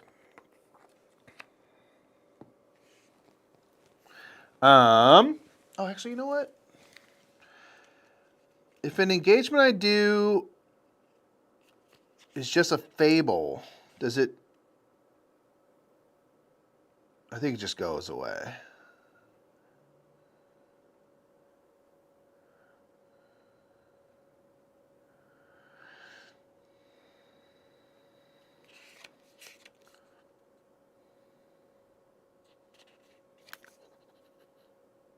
Yeah, enemy. Okay. Disregard. Okay, Ice Giant. There's no added enemies or modifier activations, so we're just going straight up. Items cannot be used.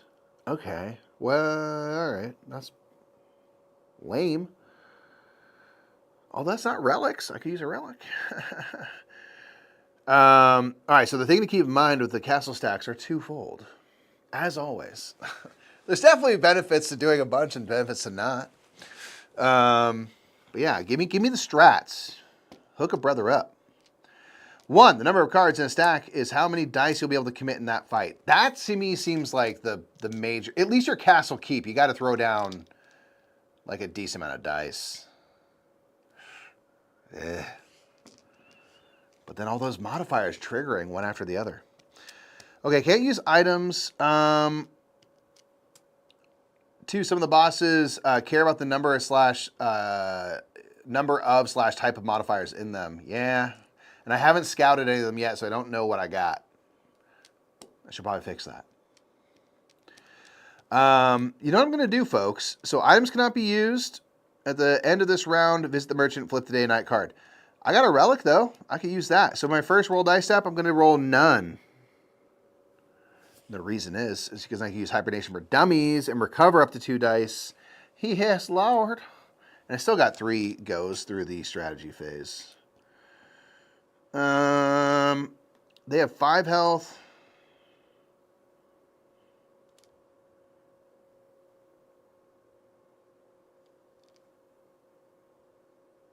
Sure, let's do this. Let's just see what we get. All right, I got 4 hits. No crits at the moment. Let's just roll again. I got 2 more rolls. Okay, we got there. Boom. Done. 5 gold coming my way.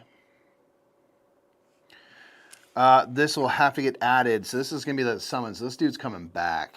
Ugh. So I'll just even out my castle card situation. Recover 4 dice.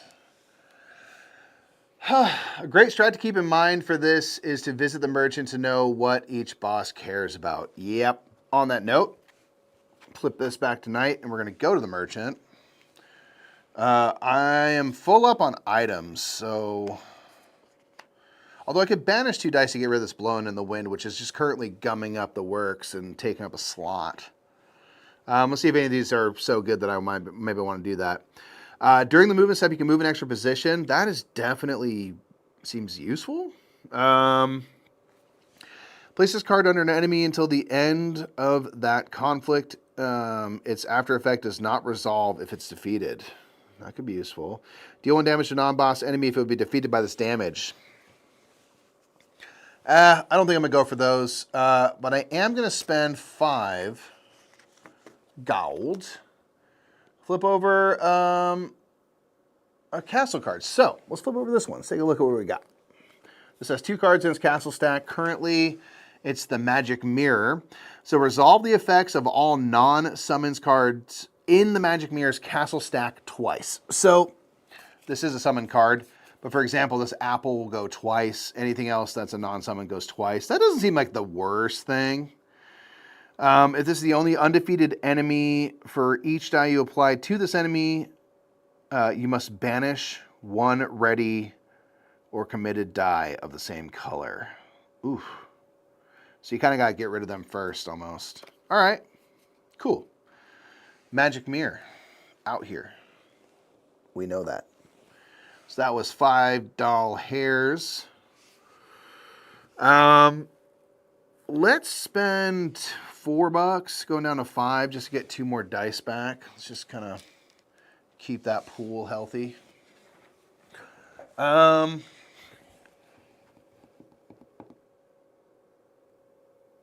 can spend $3 to go back to daytime. Maybe that's cool. Maybe that's prudent. That leaves me with very little cash money. Huh.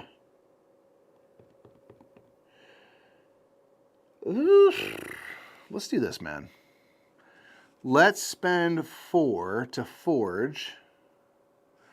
I'm going to flip the Tanglewoods strategy guide. And then I'm going to use it. Strategy guide deluxe edition. So I'm going to increase my strategy by 2. Which puts me on 6. But then I'm going to dip back down to 5. So I'll net 1 so I can upgrade my relic. To the hibernation habits of highly effective people. After the roll dice step, if you roll 0 dice, you can recover up to 4 dice. So you have to pay your stats to upgrade the relics. But I feel pretty good about that. That seems worthwhile expenditure. 2 more. So now I can hold 5 total items. So I do have 2 more items I could get. Okay, cool.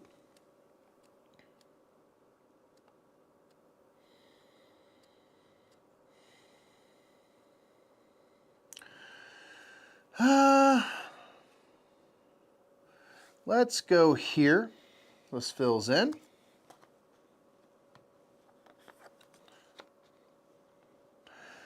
All right, Wither. So I have to do one of the modifiers.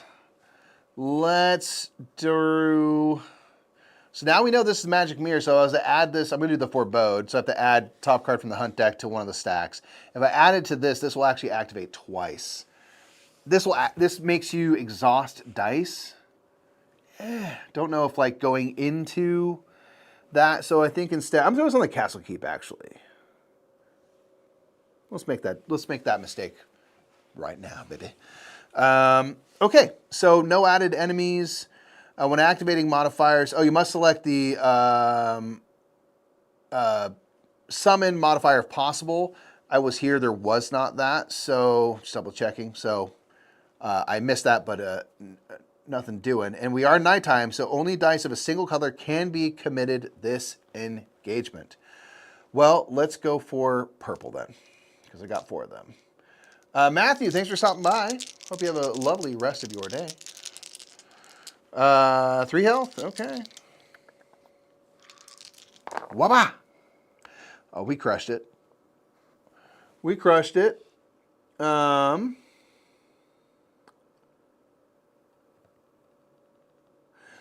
I gain a gold because I'm on the crab side, and I rolled a crit. Applied a crit. Plam, they're gone. You're so gone, dude. So it's going to be 4 gold, so I'm on 6. This does not allow me to go to the merchant. And this is going to come back. This is a summons. Let's go for this castle card. And I can recover 4 die.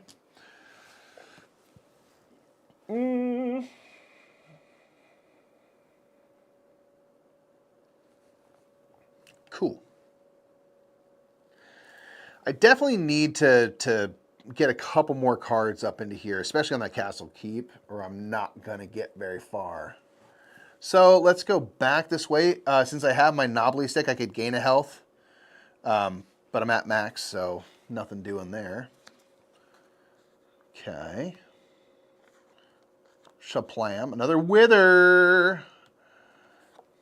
Boop. Okay. So I have to do a modifier. When activating modifiers, you must select a summons modifier if possible. And similar to what we just, literally the same thing we just dealt with, we can only use 1 color. Okay, live and let dice. If activated as a modifier, which it is, exhaust 3 dice. Otherwise, when activated, flip all forest cards orthogonally adjacent to your position face up. Exhaust how many? 3 dice. All right, we'll do these 3 blues. Lame. Let's just go for these 4 purple again. Actually, you know what I'm going to do?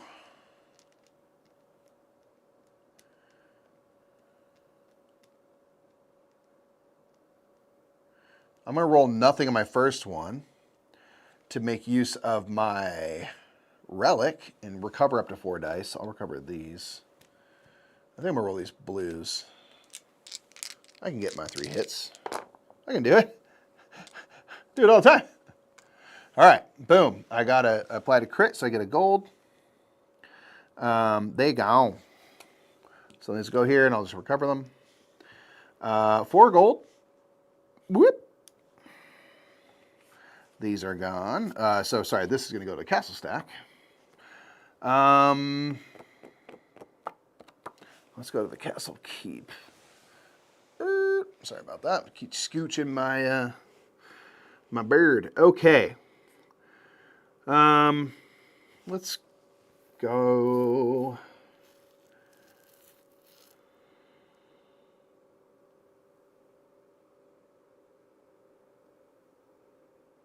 Let's go down here. Let's go to Silver Tree. I'm not scared of you, tree. Okay. So I have to activate 1 modifier. I'm going to activate this castle. Put it there. So I have 2 cards on each of the castles. So we're getting there. I have to also add an enemy. So this is here. So an enemy. Shop hop.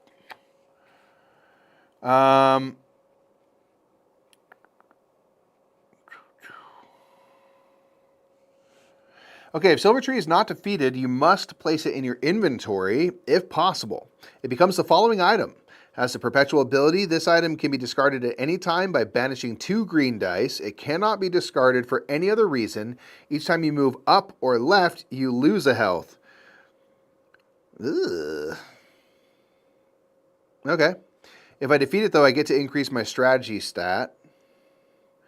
Human. If human is the first enemy defeated this engagement, do not add any cards to castle stacks this engagement, ignoring any effects that instruct you to do so. Only dice of a single color can be committed this engagement is the nighttime effect. We are still on nighttime. Ugh. So, I think I'm just going to bribe the little rabbit dude.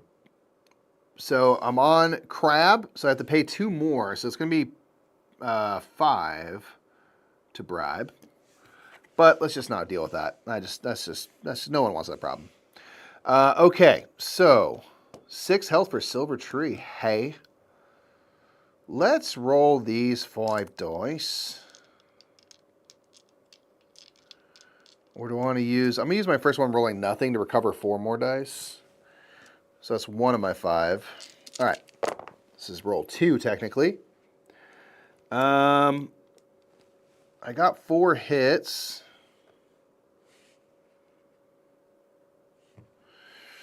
Let's just add 2 more dice. Okay, a bunch more hits. Got him. Got him.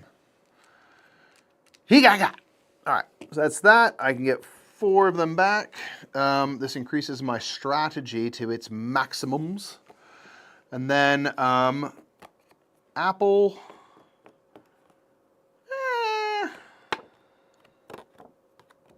Yeah, let's go to the castle keep with that. Go to the castle keep with that noise. Cool. Okay. All right.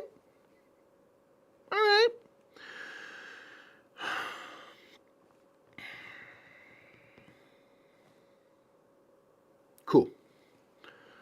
That did not allow me to go to the merchant. So I'm going to go up here. You did? Filling in. I mean, might as well be, bro. No, I'm doing okay. I'm feeling good about this one. Hi, Chip Theory Games. No, you know what? No, goodbye. Hi, Chip Theory Games. I'm in this stream too. So hi. Chip Theory Games like, we only have eyes for Nick. Only have eyes for Nick. What? What do you mean? They love you, man. They don't love you? No, they love me too. Tongueless dog. Don't love that. Hate that. And somewhere else, Nick, I'm not going to lie, in this stack, there is a dogless tongue. Really? Oh, yeah. Wow. It's upsetting. Upsetting. You got to tell Manny to rein it in. Yeah. All right? It's upsetting. It's Rein upsetting it the in, children. Manny. Upsetting the children. Manny Tremblay. Please don't. You're great.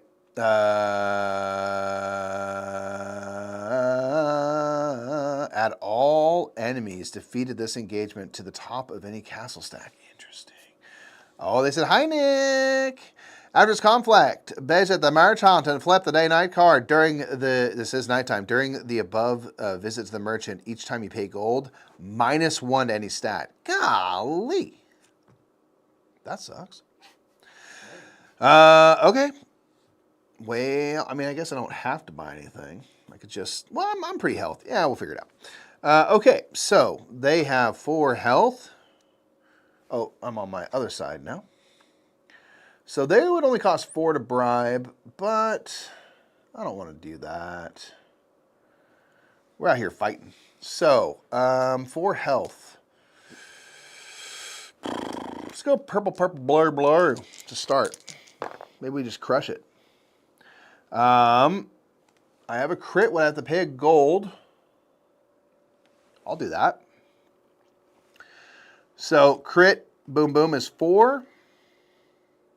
Add all enemies defeated this engagement to the top of any castle stack. If it's nighttime, if Tongueless Dog is the first enemy defeated, it was. Ignore its after effect. So I'm just going to get 3 gold. And nothing's going to get added to the castle stacks. I can recover 4. So grocery day means I can visit the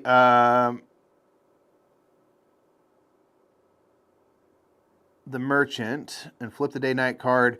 During the above visit to the merchant, each time you pay gold -1 to any stat. Okay. Haboom. So I've got 8. And I've got a dump my stats. Unlurked, you winning, son? Yeah, you know, we out here.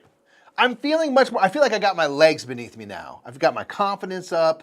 I'm feeling good about it. Probably going to take that confidence into the boss battle and get Rizzacked. But then we out here, you know? Okay, loose purse strings. During the suffer damage step, if your health would be reduced to 0, you may pay gold equal to the amount of damage dealt to avoid all that damage. So in theory, if I have like a good handle on my finances and I'm going to be just dealt the death blow, I can stay alive. And that's a perpetual ability. That's interesting. Pot of gold after each non-endgame recovery dice step. +1 health if you're covered at least 1 yellow. I'm feeling pretty healthy. I don't think I need that. Coupon.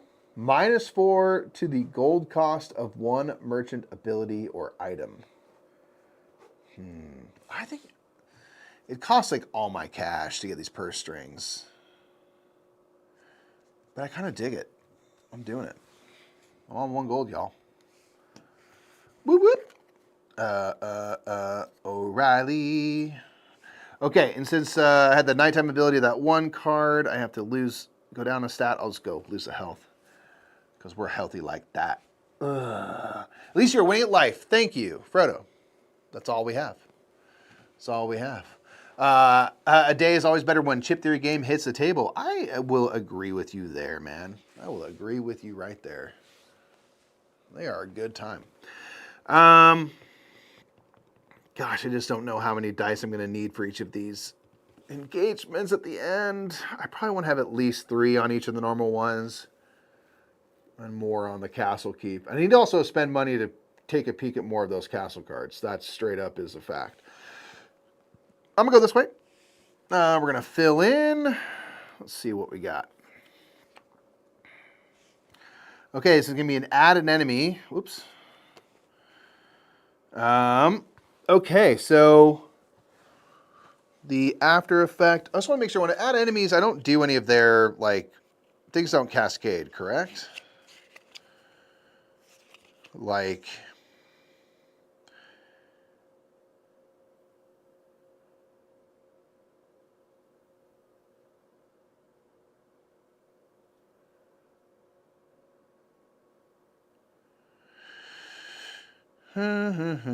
so my question is, this has the deal with modifiers on this new card, so would I trigger that? Does it cascade, or is it just that it brings out another enemy and I'm just dealing with their stats and such? I kind of feel like that's maybe the way, but I want to make sure. Make sure I am right.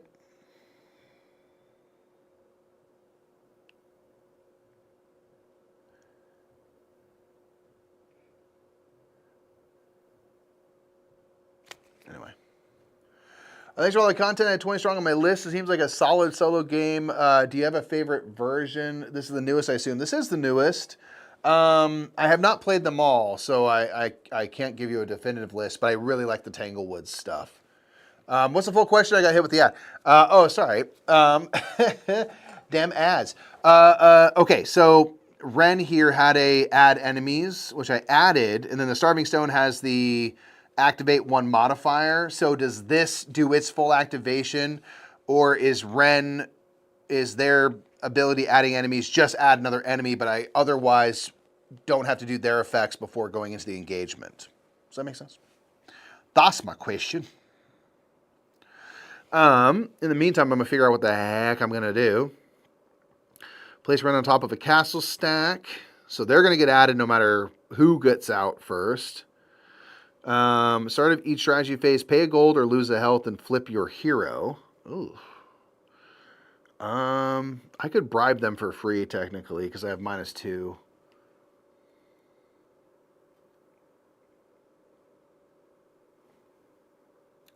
So that's interesting. I might do that. At the end of this round, visit the merchant, flip the day-night card. Oh, indeed, it was full thing. So modifier, yeah. Okay, so I'm going to do the forebode. That's fine. I was thinking that must be what it is. So I'm just going to do that as the modifier. Now I'm all up to snuff. Thank you for that. I want to make sure I'm staying honest. I mean, I got some dice. We're doing it. Okay, we're going for both of them. I could bribe the Starving Stone, but I shan't be afraid. What's the worst that could happen? Ah! Okay. Well, I'm going to apply this one crit, which costs a gold currently, because I'm in my Dr. Know-All status. But that does knock out the Ren. So this will be plus 2 gold. And then I can apply this crit for gold, and I'll apply this hit and roll again. Boom, boom, boom. Plenty. Room to spare. Let's go. All right. You gone. 5 more gold coming my way. Okay, at the end of this round, visit the merchant, flip the day-night card. So we're back to nighttime. You were the first out. Their end thing is also place them on top of a castle stack. But since they were first out anyway, this will be the only one going. Let's go to the castle keep with ye. I recovered my dice, I think. Oh, you know what? I had to move the purple. I'm going to take the 4th purple instead of that blue. That is smarter. Get wrecked! Yeah. Chip Theory's like, this isn't a dumb baby game, so, yeah, you need to deal with the modifiers. Okay. Quit crying. You'll be fine. Okay. I can visit the merchant. Cool. I've got $6. I think I maybe want to take another look at another of the castle cards. Shiny trinket, set enemies bribe to 2. Catalog at the end of any round. You may pay 3 gold to visit the merchant. That's nice for being able to have a lot of, interaction with the merchant. I can take actually 2 more items. This is taking up a slot, but I have 3 otherwise, so I can have up to 6. Close-up magic. Discard the top card of the castle of a castle stack and replace it with this card.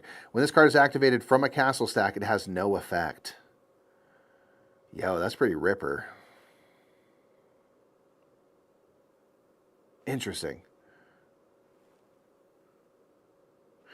I'm gonna scout ahead. I really want that, but it's not gonna happen. I'm gonna spend 5 gold. I'm gonna look at this first castle card. What do we got? The Ogre Chef. Before resolving the Ogre Chef's castle stack, if there are 3 or fewer cards in it, -2 to any one stat. Crits cannot be applied to enemies, is its kind of ongoing effect. So 3 or fewer, -2 to any one stat. So I want to make sure I get at least 1 more in there. Okay. Check out the upgrade side, close-up magic. Oh, now I've got new information, so I can't undo what I've done. Actual magic. Discard the top card of a castle stack and replace it with this card. When this card is activated from a castle stack, ignore the modifiers of the next 3 cards activated. I should have read it. I don't know why I didn't. That's pretty sweet. All right. Since I revealed this, a little shady to go back and retcon that. Dang, I should have read your message sooner. That's on me. That is on me. Okay, moving on. Pressing onward. I'm actually going to come down here with my knobbly stick. Each time I move down or to the left, aka further from my goal, I increase my health stat. So I'll do that. Sounds good. We'll fill in here and see what we get here. Trickster, Trout. I have to activate 2 different modifiers. So from these 3, 2 different cards. If there was 2 things that showed the same thing, I could do those, but I just can't do this same card twice.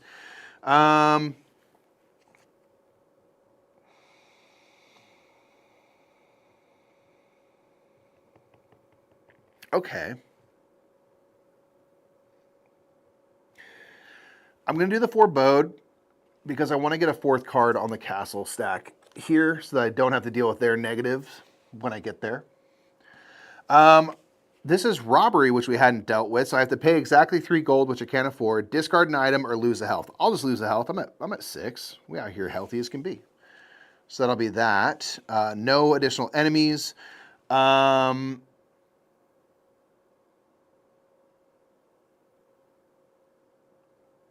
Actually, I'm on the crab side because I did apply 2 crits on my last engagement. Okay, so 4 health, 2 damage, which is actually 3 when they're on the crab side, 5 to bribe, which would be +2 on the crab side, 7, not that I have money for the regular value. So we are fighting. Their nighttime ability, it is nighttime, is all hits are treated as misses, all misses are treated as hits. Man, I wish I had all my yellow dice. I actually might do this then. That's fine. For my first roll dice, I'm going to roll nothing because my relic here allows me to recover up to 4 dice when I do. So, let's get all these weak dice. We're going to roll dumb weak today.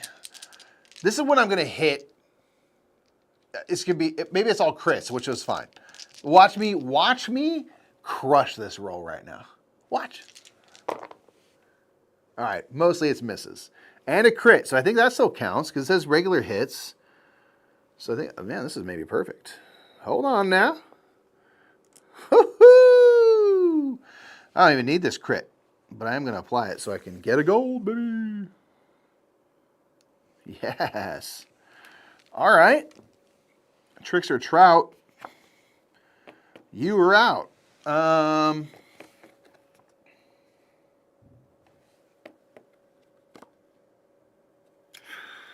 I will add this to Magic Mirror. I can recover 4 dice. I'll get my 4 better dice now. Watch you, nay. Watch me. Whip. Watch me, nay. Okay. Sweet. No merchant for me at the moment. So, we're going to go up here. Fill in. I'm feeling good about maybe getting going. I'm feeling okay.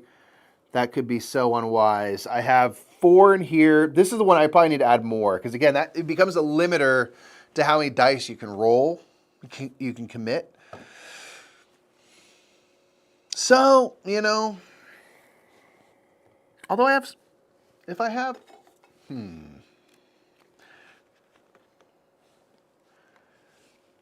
because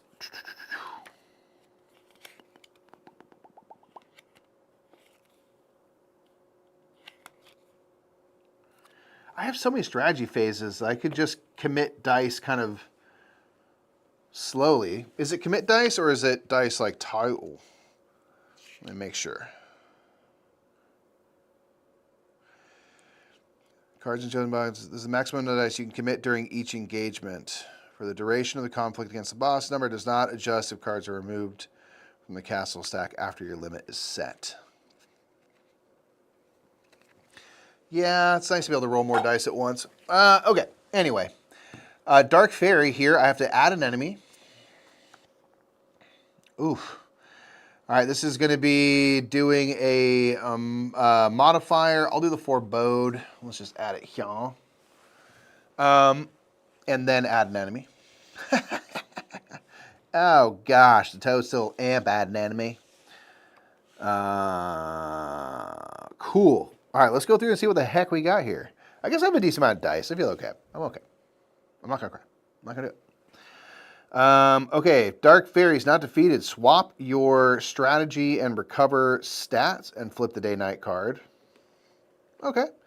At the end of this round, visit the merchant and flip the day-night card. It is nighttime, so that will happen if it's still around and all.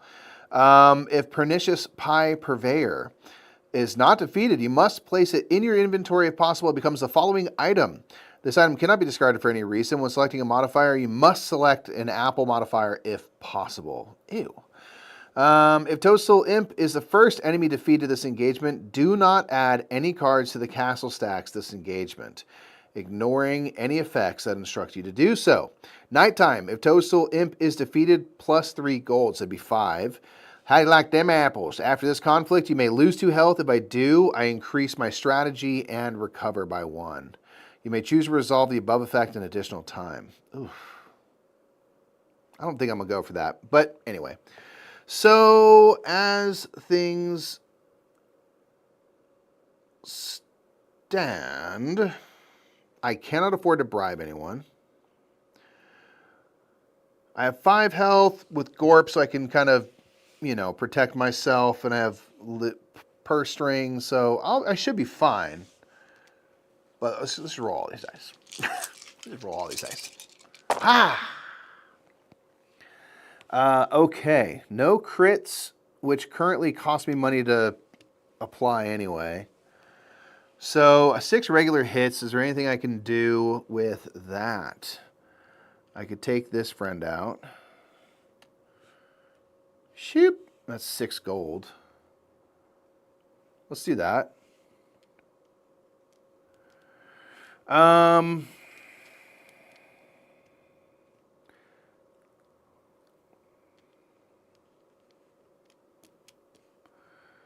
Let's do 3 here, and I'm going to roll these dice.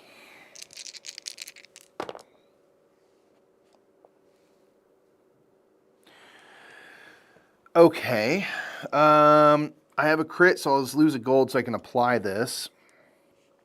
If I do this and this, they're gone. That increases my recover stat, which is great. So I'm not going to be able to take them out. Yeah. I'm not going to have the firepower. So we'll just take that as the victory that it is. Pretty good. So this is going to get added to a castle stack. I'm going to add it here. This is gone. So they're going to hit me for 2 because I'm on the crab side. So I'm going to go down to 3. I'm not going to do this because I don't have much to gain and I would just lose too much health. Okay, cool. All right. I think that's okay. That's an okay result. We'll recover 5 dice now. We're going to go purples and red. Thank you, Barry, please. So I can Gorp it anytime. Any of those give me the ability to go to the market?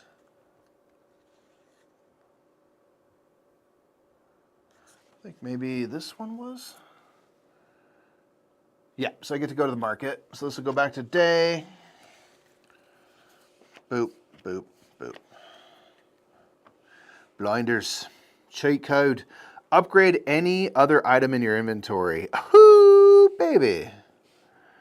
Blackmail material. All enemies have -2 bribe to a minimum of 1. Pretty rad. A little cameo from Papa Bear there. That's pretty sweet. -1 of the number of modifiers you must select during activation. Blinding blinders, little shades on the glasses. So that'd be -2 modifiers. All enemies have a -3 to their bribe. Don't hate that. Upgrade up to 3 other items in your inventory. Let's do it, man. Let's do cheat code for 2. I'm going to upgrade it for 4, so I'm on 1. And then I'm going to use it to upgrade all 3 of these. And then that's gone. That's pretty great.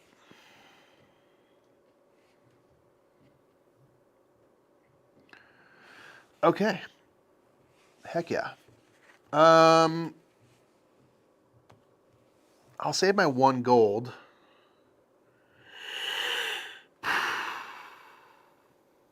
Cool.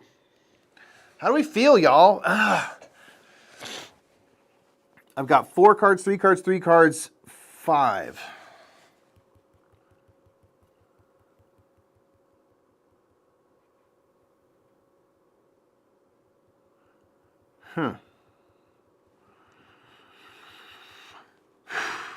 I feel like that's okay.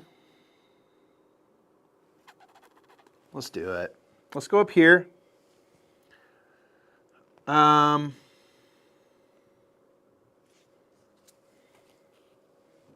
See what we get, then we can make some decisions from there. Okay, another Trickster Trout. So activate 2 modifiers. All 3 of these are robs. So I'm getting robbed up the wazoo. I'm going to lose 2 health and then Great Gorp it to gain 2 health. So stay at 3. That's annoying. Wow. Okay.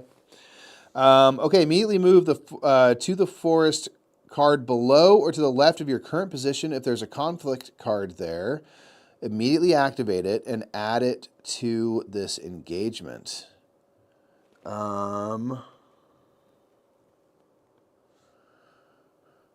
Oh, so meaning if there's like a card here in this space? Lame.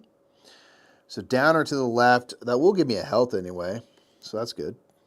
We'll go left. So this will give me a health, but this has to get added. Okay. So if there's a conflict card there, immediately activate it and add to this engagement. It cannot be bribed, and it does not trigger any of these things, which it has both. So no modifiers, no added enemies. We're on the daytime side, so no nighttime. So Cutthroat Clothier.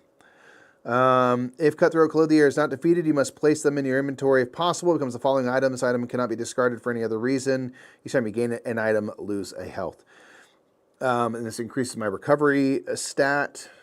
Okay, sure. I'm going to roll nothing for my first roll so I can recover up to 4 dice.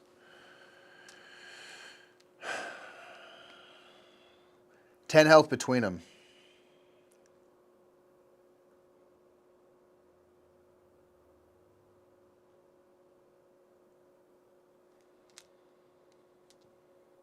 Let's just roll it. Just roll it. Boom! Okay. I've got 1 whole dollar, so I can apply 1 whole crit. But I can do that to take them out. This is going to be what's going to get added. It's going to give me 4. So I paid 1, gained 4. Now I can afford more crits. I'll do those. So I have to pay, and I need 2 more. Let's just stick with the dice I got for the moment. So let's roll 1. This was 2. This is 3. There we go. All right, done. That increases. I'm maxed out on my recovery. Brilliant. Okay. Plam. This is going to get added.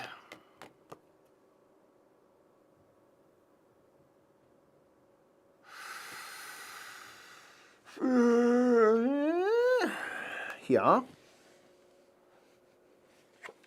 You're gone. All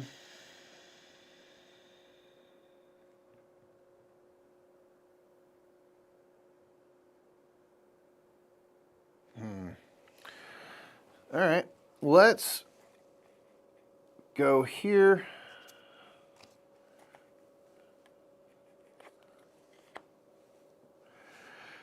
Devilish Moonbeam. Okay, so it's either I'm getting robbed or summon this dude. If Devilish Moonbeam is the first enemy defeated this engagement, flip your hero. At the end of this round, flip the merchant, or go flip the day night card, go to the merchant.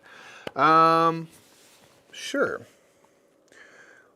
Let's summon this then. Oh, another Devilish Moonbeam. Oh gosh.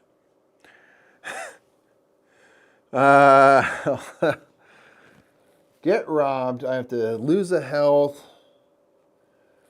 Discard an item. Pay gold. Let's lose a health. It's going to be fine. Okay. I'm going to roll nothing and get these. That's 1 roll. Let's do that again. I trust myself. 2 rolls. Third roll.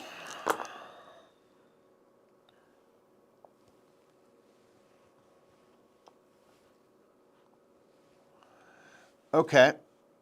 I'm going to apply 2 crits to take this one out, and that gets me 4 gold. Let's do those 3 and just go for that. So I'm on 8. Okay. Those are gone. Let's put these back up. So this is going to get added. Another robbery.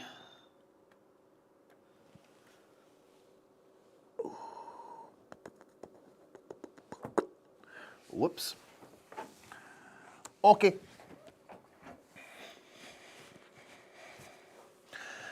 So this is going to go to knight, and we're going to go to the merchant. Shuffle these up. Cubic zirconium ball. Before the movement step, you may pay 1 gold to peek an adjacent worst card. Earplugs negate the effects of a single non-boss enemy until the end of the engagement.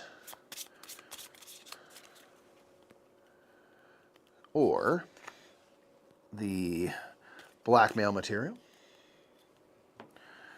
Negate the effects of a single non-boss enemy until the end of the engagement.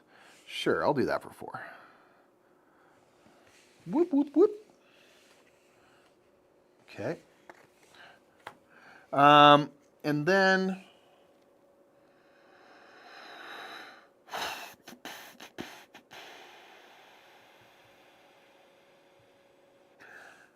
I'm going to spend 4 gold to upgrade my Gorp and then use it to get to 5 health.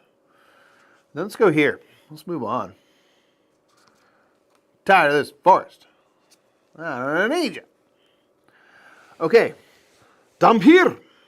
This is one of the Baba Yaga baddies. We've gone through a lot of this forest deck and just so far have not come across more. I guess I could have scouted more to try to spot them. And I guess some of them might be in there, so it's possible. Anyway, at the start of this engagement, activate Dampir's modifier 2 times, getting robbed twice. I will take hits to my health. During cleanup step, remove Dampir from the game. If Dampir was the first enemy defeated this engagement, no card is added to the castle stack. Well, that is going to be the case since they're the only one. 5 health. Okay, I'm going to roll Zippo for the first one just to get all my dice, just because we're going to be heading into the end game here. Let's roll these, because these would be 6 dice. I could recover 6. They have 5 health, 1, 2, 3, 4, 5. Got regular hits all, so no gold has to be paid. So they are that. That gives me 4 gold. Probably should have more than that, but can recover those dice. They are defeated, so they're out of the game. So that's one less thing to worry about at the end. Because that's where we're going to get got, if we get got. Okay. So we are at the end game. Let's just pull this up to make sure we get this all done correct. All right, when you end a round at the top right corner of the first grid, the end game begins in the following round. When the end game begins, flip all 4 castle cards to their boss side, then cycle through the following steps. Activate a boss. Choose one of the remaining bosses to activate. You must choose the evil stepmother last. That'll be under the castle keep there. Count the number of cards in the chosen boss's corresponding castle stack. This is the maximum number of dice you can commit during each engagement for the duration of the conflict against that boss. This number does not adjust even if cards are removed from the castle stack after your limit is set. Resolve the castle stack, doing all of its modifiers, and then we engage. Proceed using the normal 20 strong endgame rules. The following exceptions. Resolve a rivalry step directly before each engagement. Ignore all modifier and plus enemies. We are only dealing with what we got. When committing dice, remember to observe the limit calculated in step 2. Conflict continues till all active enemies are defeated. When the conflict ends, return to step 1 and activate a new boss unless you just defeated the evil stepmother, in which case you win the game. Okay. You win? Now we're at the end game. Oh. So I'm just going to clear this out of the way so we can, Fight the castle? see clearly what we got going. Yeah, so Doing good. not bad, not bad.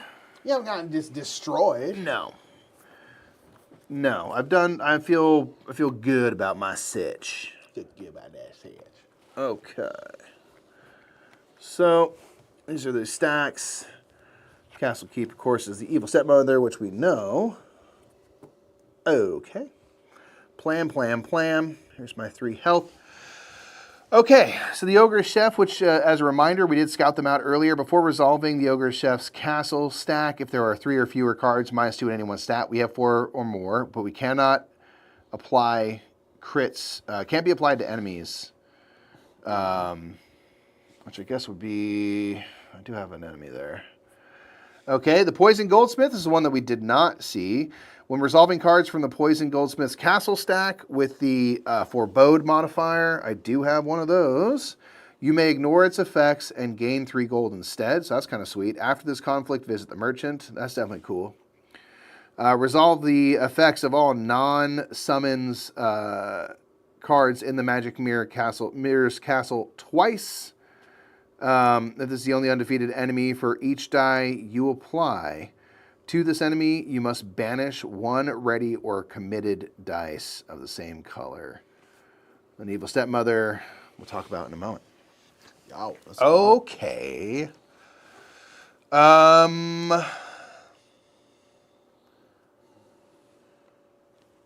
you feeling going to the end game here? I feel good, man. I feel good. So at the top card of the hunt deck, to a castle stack,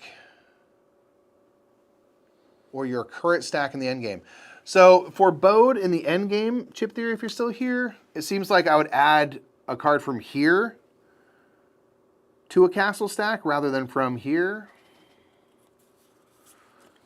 Right? Add the top card of the hunt deck to a castle stack, in parentheses, your current stack if in the end game. Yeah, I think so then, yeah. Okay, cool. All right, so this Forebode is going to add this card to the castle stack. This has 6. Maybe I'll do this so that I have 4. This is going to summon, and this is going to exhaust my strongest die. So red is exhausted. So those are done. So here's what I'm dealing with right here. Ogre Chef. And Wither. And the Wither. All right. All right, you got one more deck after this, and then That's it. Yaga. Baba Yaga in the chicken house. Okay. So I can't apply crits to enemies. So don't bother rolling them. So you still add from the hunt deck, but it'll add to your current pile instead of any pile. Got it. All right, so then that got added. I understand. So I have to exhaust a purple. I see. Okay, thank you. Yeah, I was just like, on that, I was like, I couldn't, that makes more sense because like, adding another stack seems weird. Yeah, that does make sense. The world makes sense again. Thank you. Okay, so 3 and 4 for them. I feel fine with this. You got to get through all 4, right? So.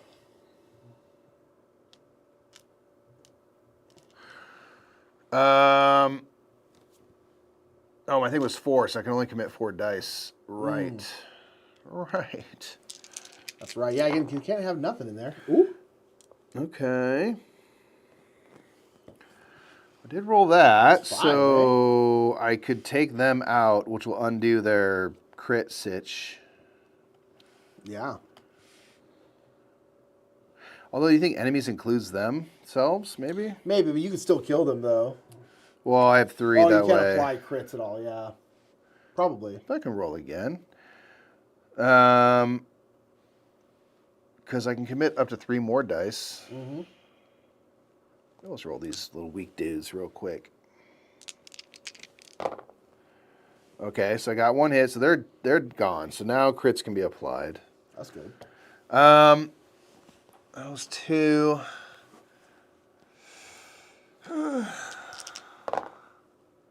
Miss. That's 3. Your strategy 6. Yeah. Well, that's good at least. That's 4. Oops. All right. And they're gone. So we got through that. So that's going to be 4 gold coming my way. Cool. All right, 1 castle down. Boom. Sweet. Easy. Okay, magic mirror. If this is the only undefeated enemy, for each die you apply, this enemy must banish. I think I'm gonna do the poison goldsmith last, so I can go to the merchant right before going to the evil stepmother. That seems prudent, maybe. Some magic mirror time. Magic mirror. Okay. So, I didn't recover dice. So you still get to, I assume you get to do your. Sure recovery do. and stuff. I'm gonna lose a couple of these good ones here. Okay, so 1, 2, 3, 4 is going to be my limit for committing dice, just so we remember. Exhaust my strongest die, so red, gone. Forebode is going to be adding this, which is going to become a summon. Apple is swap.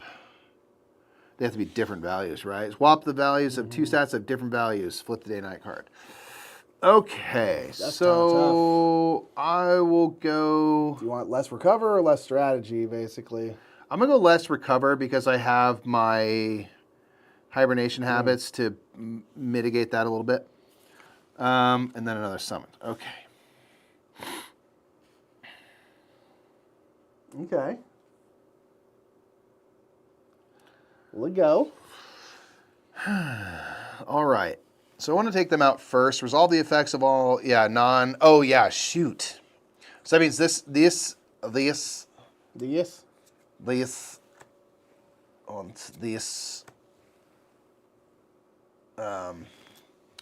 all my non-summon things had to go twice. So and then this actually switches back. Oh, interesting. Yeah, you're right. Okay. Okay, now we're good. So again, 4 is my castle stack limit. In terms of committed dice.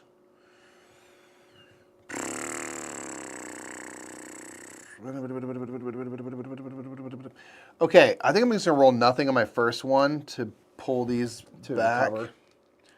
And then I'm going to roll these 4. The recovery 6, isn't it?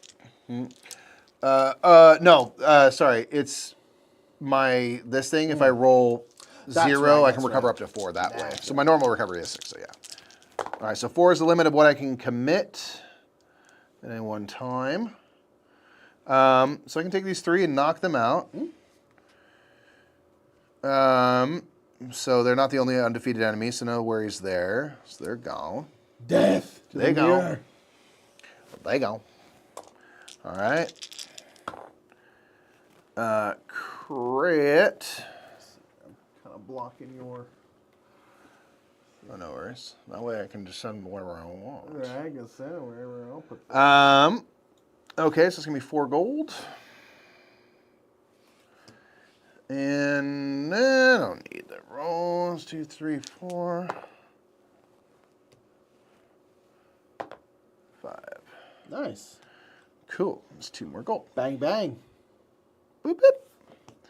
Alrighty. Now I can recover 6. Yeah. Might as well go for my best. Yeah. I'm probably going to lose some of them. Okay. Cool. 2 castle parts. Boom. Complete. Poison Goldsmith. Shoop. When resolving cards from the Poison Goldsmith's castle stack with the Forebode modifier, you may ignore its effects and gain 3 gold instead. So that's not kind of nice. Yeah. Okay, so this first one, exhaust strongest die, red. Red's gone. Never even knew ya. Robbery, I'll lose the gold. I'll lose 3 gold. Forebode, I'll do that and gain 3 gold. Look at that. Easy. That's strats, y'all. And this is a summon, so they come out. Okay, 4 cards were in the stack. So again, 4 is my card limit. I'm gonna first roll that just because I want to go into this end with all the dice I can. Yep. Okay, Ice Giant. Oh, items cannot be used. Shoot! Oh, yeah, you're right. Never mind. All right, so my first roll, I'm going to do that instead. Darn. Bad timing for that. Yeah. Okay.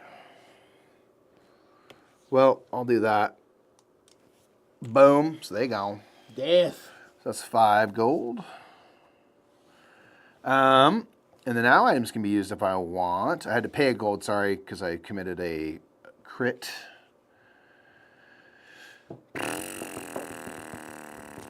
All right, let's go for this goldsmith.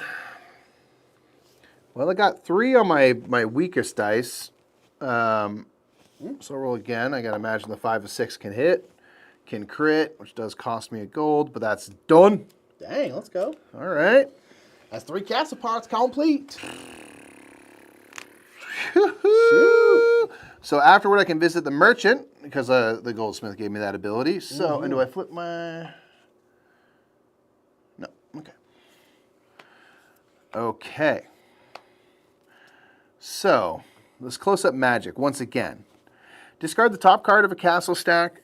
Replace it with this card. When this card is activated from a castle stack, it has no effect.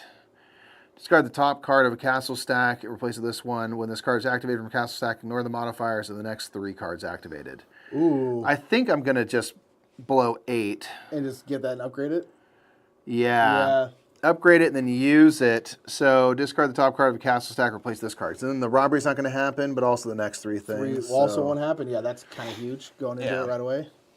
So got, bought, used it. Got, bought, used. Although...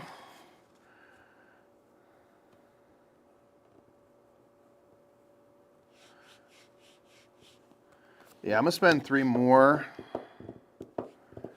to get blinders. And then is your item limit your strategy or something, right? Yes. Okay. So you got your limit now. Which then? this relic doesn't count towards. So. Oh, cool. But actually I am because this is an item I'm holding. So I am at my limit. Yeah, either way. I'm at my limit. I'm at my limit with this guy. Okay.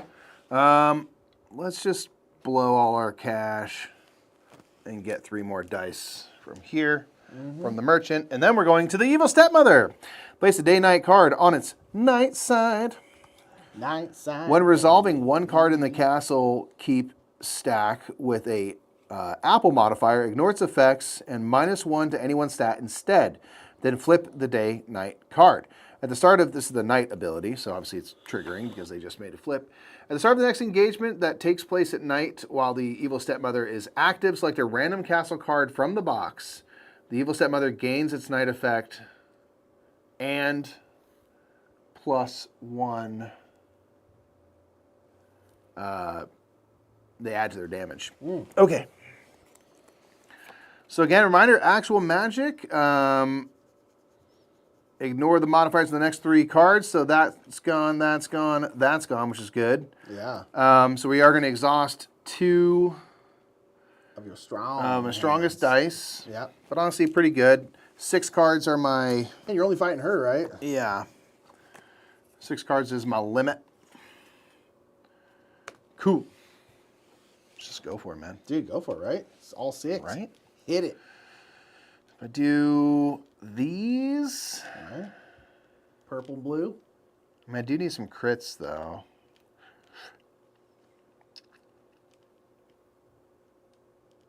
Although, I mean, I can survive. Because you hit you twice. Yeah. Yeah. Or 3 times, so I'm crying. I guess I can't. I have my Gorp, though, so yeah. Gorp. Let's just see what we get here. Ooh. Here's my problem. Oh, no, we're good. We're on the other side. Whew. So, okay. So, 2, 4. I gained 2 gold for those crits. I'm on 6. All right. Oh, they have 8 health. That was 6. I was like, oh, you're done. Gonna add these. Boom, boom. Dude. Dum, dum, dum, dum, dum. Stepmother Dum, dum, complete. Dum, dum, dum. White deck done. Why deck done? Okay, no You big good deal. that one. No big deal. Yeah, you're playing good. It was easy. I mean, you get all beefed up, which is why you have to increase the difficulty. Yes. You know, I'm gonna use this Gorp Gorp. real fast, or should I? No, I'm not. I'm not gonna.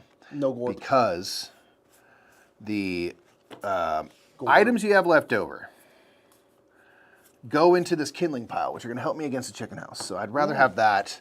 This is now done, so Because it you can't goes keep away. items between games, right? No. Because they're different. For These from relics you different can, decks. but yeah.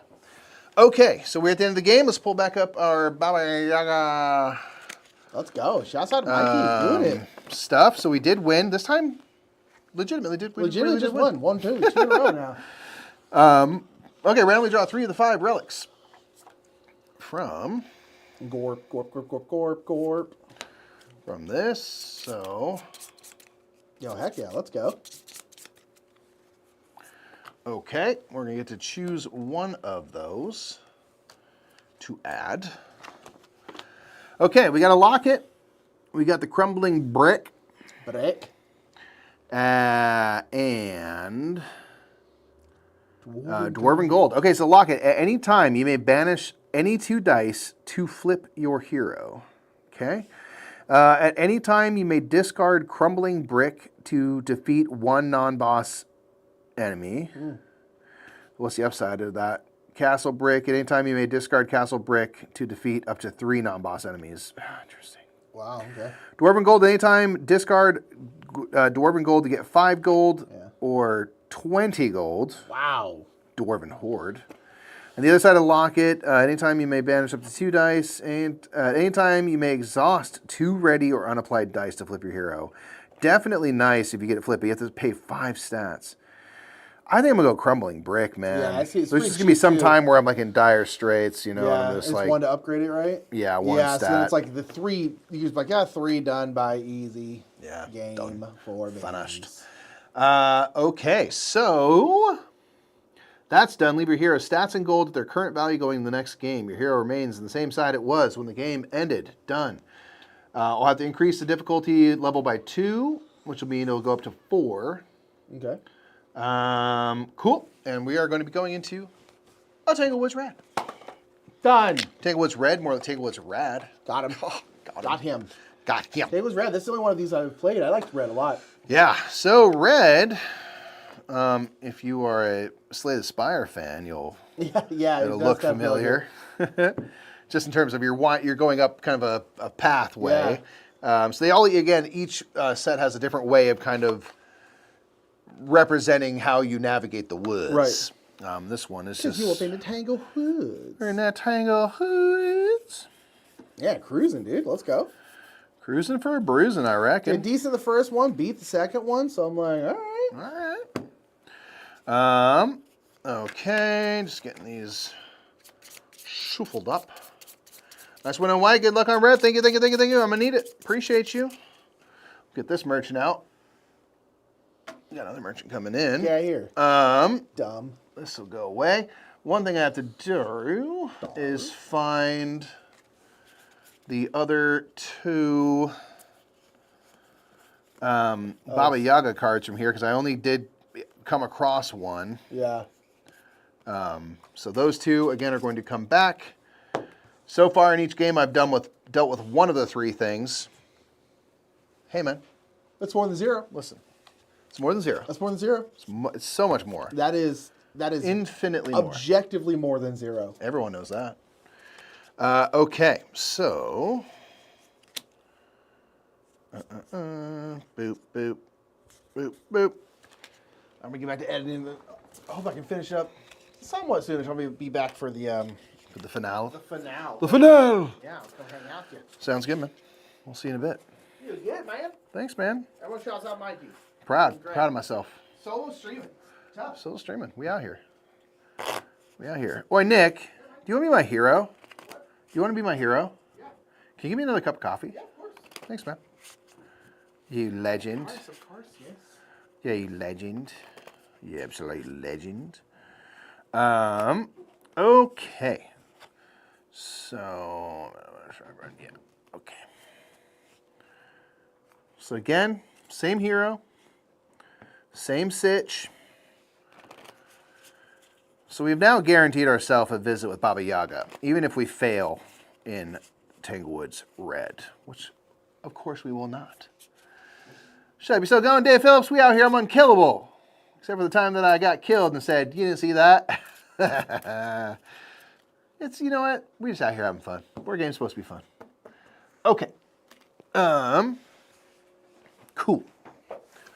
So, let me check. We're going to be on difficulty level 4, which is going to mean start with 20 gold and 1 random item. A ripper. Whoop. One random item. And that random item is going to be map.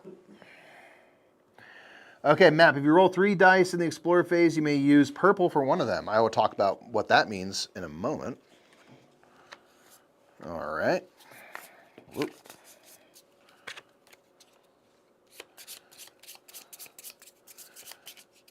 Must mean it's going really well or really not. You know what? Here's the thing. Got unlucky in gold, but we were really close to getting there. So I said, hey, let's just take it and move on. And then white, we did good. I was proud of my game plan. I executed it well, I think. Yeah. Cool. So, if you are unfamiliar with Tanglewoods Red, which you must be, or just pretend. This is Red Riding Hood based, and we are out here vibing in the forest, trying to get to Grandma's house. We're going to be starting down here. Again, our little health marker will represent us. We are going to be going through, I need to actually get rid of 5 of these. We're also playing the super long game. 1, 2, 3, 4, 5. Okay. So we are going to be traversing these map cards. We have a way to explore to kind of scout ahead and get more of them set up for ourselves.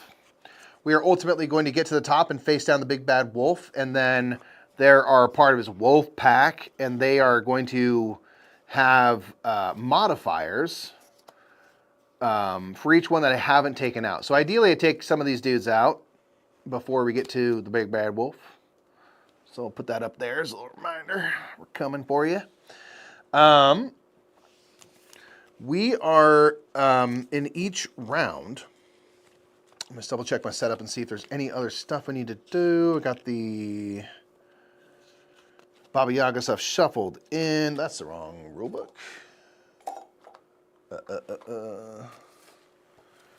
As you go, you just create like there's chaos all around here. You can even see some of it spilling in. So I'm like, where's that one rulebook I need? Actually, was I even looking at the right thing for the difficulty scaling? Yes, it was. Okay. Okay, stats in gold. Again, are going to be at current thing player, layout bears card, deck shown on the table diagram.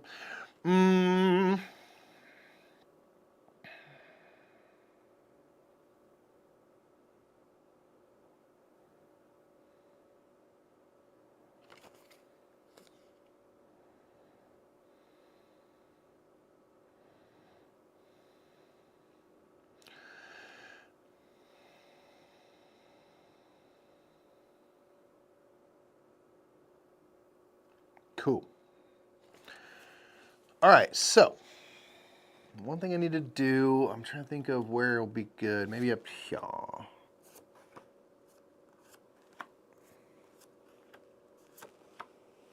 put you over here. Okay.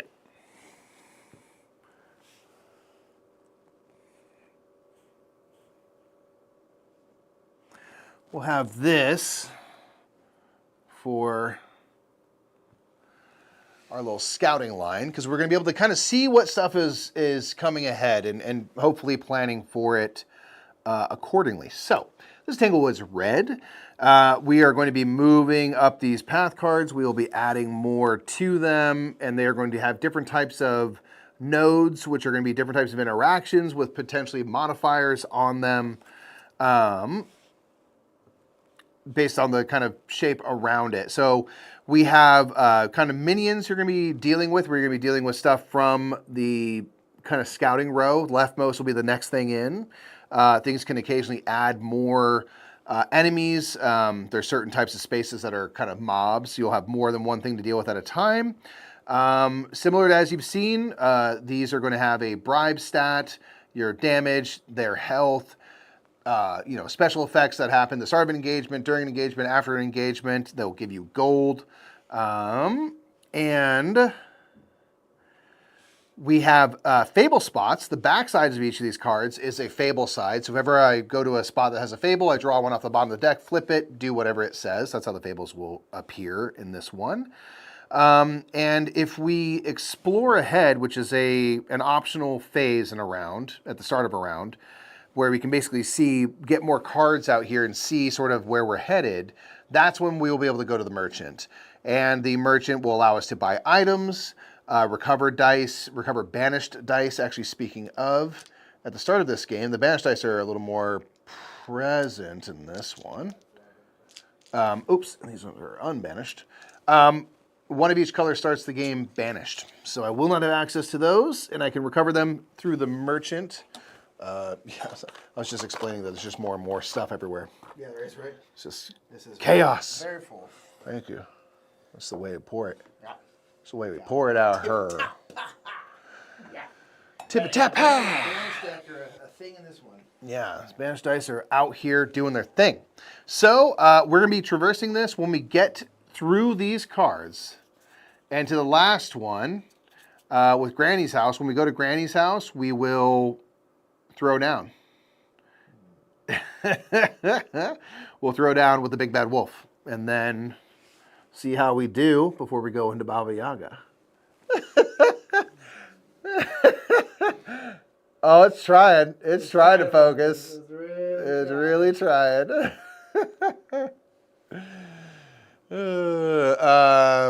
Dave Phillips says, dude, that's the only way to solo, talking about my little cheeky gold win. Well, this game you always move forward anyway, but yeah, it's like, dude, I be cheating in solo games. Sometimes. I be cheating. Yeah. The main reason is when you lose, you have to lose one of these relics. And if you don't have a relic to lose, you lose the whole thing. And after the first game, I don't have a relic yet. So I'm like, I'm not going to reset the whole first game. It was close enough. It's a cheat. One roll different and I would have made it. So the point is to show off the game, right? So yeah. You're doing good. Now you crawl. I'm really bad at Solar Sentinels pack. Is Tanglewoods harder? I don't know if it's harder necessarily. I think there's more going on. Like Solar Sentinels, you have those 3 decks and stuff, and I've lost plenty of times at that. And so I think there's like more other stuff going on, but I don't know if necessarily harder is the word. Yeah, I think harder or easier is necessarily the best way of putting. I feel like you have more options in the Tanglewood set because you're like bribing. There's items you can buy. There's the merchant and stuff. So I feel like you have more options. So to me, it feels more. I don't know. You have more avenues, but in terms of harder, or easier, I'm not sure. I'm so bad at 20 strong in general that I'm not really sure. So what we're going to do on my first turn here is I'm going to start off by exploring. So when you explore, you can commit 1, 2, or 3 dice. I'm going to choose 3 dice. Normally they have to be blue or yellow. Since I have this map, if I'm committing 3 dice to the explorer, I can have one of them be purple, which means a better chance of hitting. What you're going to do when you explore is you're going to roll a die one at a time. If it lands on a miss like it just did, we will add a new map card on its nighttime side, which is definitely worse because these have worse outcomes and things. Yeah, so ouch. There's that. I will roll this one. That's a hit. So that is going to be a card on its daytime side, which is generally a little easier. Well, I haven't seen this one where you go up and then down into here. That's really interesting. Not gonna let me deal with a Wolfpack card. I might do that. And I can roll a 3rd die. That is a hit. If you have a crit hit during this, you get a card on its daytime side and gain a gold. But I'm happy with just this. And now I can see ahead. And again, since I did explore, I can visit the merchant. So let's visit the merchant. I will deal out 3 items. You deal out items equal to how many dice you committed just now. So it's not the always 3 like the other games. But in this case, I did commit 3 dice, so we'll get 3 items up for grabs. Up for crabs. Here I can also forge and upgrade items like you've seen. I can recover weakest dice. I can recover or, take back the banished dice for 3 money. So let's take a look at our items first, because I start with $20 in this one based on my difficulty level, so that's definitely sweet. Start each engagement, you may discard any other item to defeat an active non-boss enemy. Do not gain the enemy's reward. That could be useful for sure. I already have this crumbling brick, this relic, that's kind of like a better version of something like that. So I don't know if magic ball, ask again later. In the applied die step, you may banish an unapplied blue die to set one committed die to a critical hit. What's the upgrade side on that one? Magic ball, you may rely on it. In the applied die step, you can banish an unapplied blue or yellow to set a committed die to a crit. Definitely solid. Butter knife. In the apply die step, you may apply a crit to scouted enemies. So that'd be the one up in here that aren't currently active. The dice remain applied to those enemies, and the damage from these dice is dealt when the enemy is activated, even if this item is discarded. That's kind of cool. Butter knife becomes better knife. In the apply die step, you may apply hits to scouted enemies. The dice remain applied to these enemies, and the damage from these dice is dealt when the enemy is activated, even when this item is discarded. What? Oh, apply. Wait. Oh, I see. Oh, so crits can go on, and better knife can be anything. Got it. Okay. Well, I'm going to buy that. So $3. And let's just go ahead and upgrade it straight away. So that's going to be 4 more to its better knife side. I think I'll not take these other items at the moment. I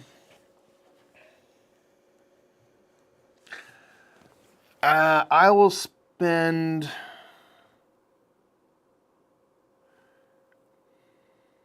$6 gold to take. You have to take the weakest ones from the banished pile. Just to have more dice. And I'll leave it there just because I don't want to going with no cash moving forward. Okay, so that's the merchant. Moving forward. Chip there, he says, one notable thing we tried to do with these new decks is include ways to make the game easier in the difficulty scaling versus just ways to make the game harder. Yeah, I mean, there's 10 levels of difficulty. And what is it? 5's like the standard. So anything less than 5 makes your life easier. Anything more makes it harder. I'll play on baby mode. If you play on baby mode on this one at 0, you get to just bump 2 stats to start the game. It hits and get rid of one of the big bad wolf pack dudes. Very nice. Baby mode is good. Thank you for doing that because I'm just not skilled. I'm rough labor, you know? And I'm fine with that. I'm fine with that. Let's go. Let's go down this path. Let's try to rush through this. So, I will kind of explain the things that we are going to encounter and how. There is these great reference cards in all of the sets that are going to tell you what kind of thing you deal with, and then also any modifiers that happen. Because there's certain things that are circles. That's nothing. There's certain things that are squares. There's traps. There's mobs. There's tolls you got to pay. On and on and on. Cool. So, and I got to look ahead. Part of why I want to do this is I want to find my path that's going to be the least damaging.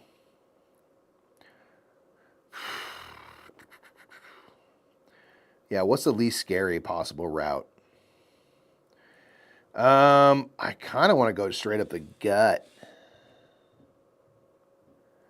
I think I'm going to do that. Yeah. Okay, so I'm going to go up to here. This is a regular minion and normal enemy conflict, but it's got this kind of like near star shape, so that is the toll. So I have to banish any die or pay 2 gold. I'll just pay 2 gold. Let's do that. Cool. And then I just bring down one person. It's going to be the Wren here. 4 health, 1 damage, 5 to bribe, or 7 because I'm on my crab side. Banish the strongest die applied to Wren is the after effect. Ew. There's a lot of banishing in this one. Cool. Let's roll some dice. Okay, I rolled 3 hits and a miss. I'll just do that and like let this rip.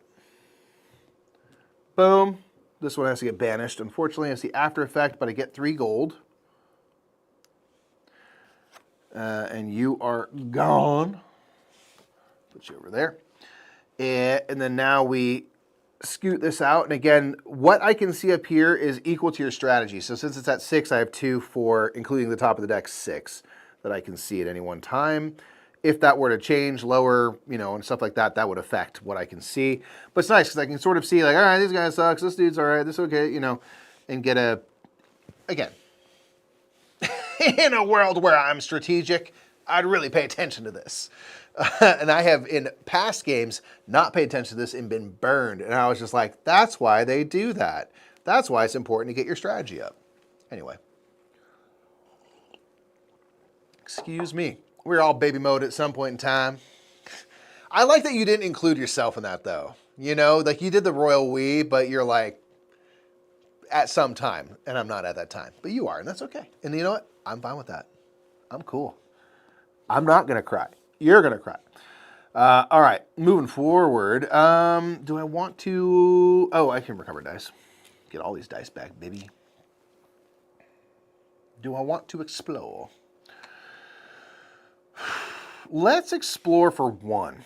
Let's do that. So I'm just going to scoot this down a little bit. As you go on, you'll kind of take cards and peel them away. But... I'm just going to explore for 1. I'm going to roll 1 blue die. Has to be blue or yellow. This is a crit hit. So, yay, it comes out on the daytime side. And I gain a gold. We're loving that. Okay. And that is exhausted. Cool. So doing that allows me to go to the merchant. I only use 1 die, so I have 1 item for sale. The veil. Sale is the veil. Negate the effects of 1 non-boss enemy until the end of the current conflict. Sure. For $2, why not? Why not us? Okay. I will spend 3 to get this banished die back. And let's proceed.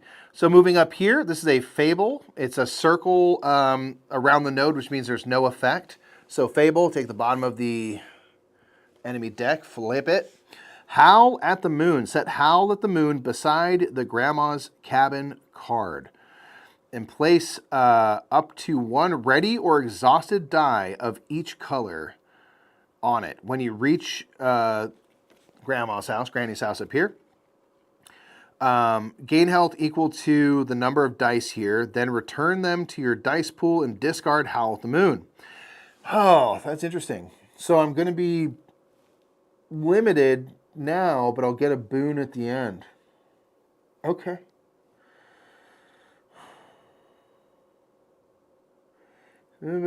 Place up to 1. Up to 1. So I don't have to do... Okay. Let's do 1 green, 1 yellow.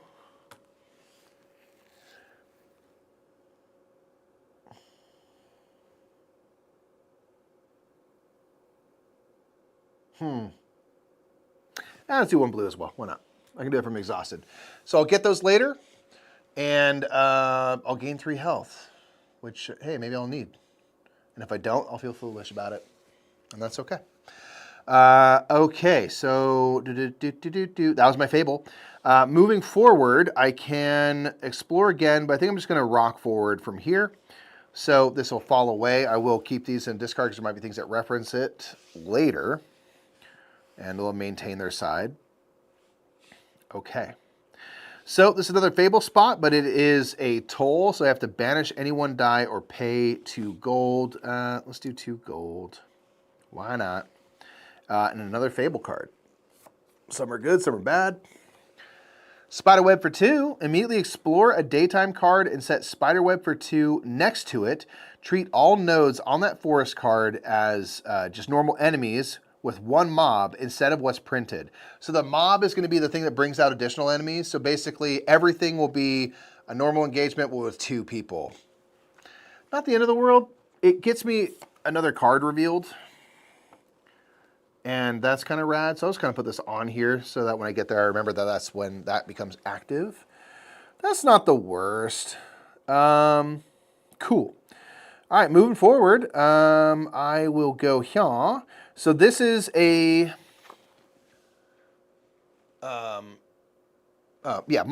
mob spot. So this is going to have one enemy. Then there's two little pluses, so it's going to have two more. These three.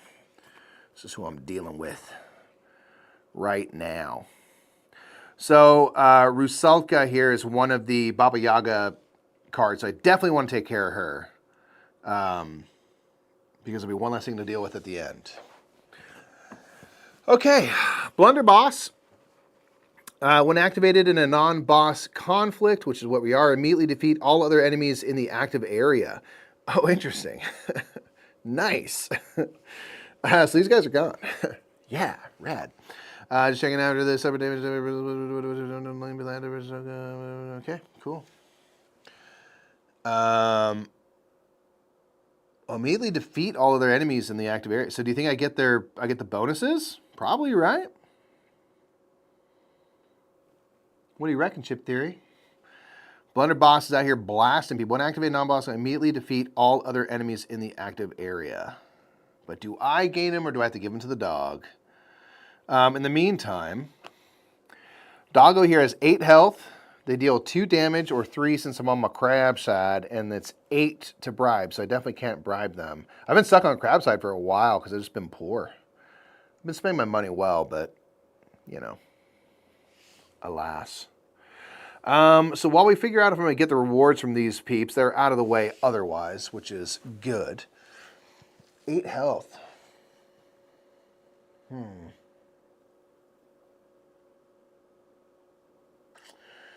Sure. Not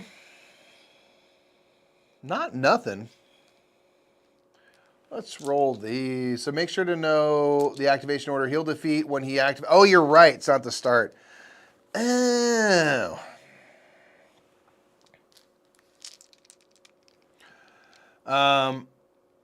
He was the leftmost, so he'll defeat when he activates, not when the engagement begins. So I guess since he was the first one out, these people weren't, so I don't think there's anything. He would have been good to come out last then, I think. Ooh. Am I understanding that correct? Because he was the leftmost, so he was the first down. Yeah, I get the rewards ready to defeat enemies. Okay. Dang. If only it was the other way around.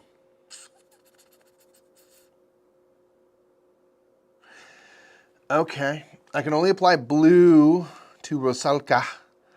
After the suffer damage step, remove Rusalka from the game.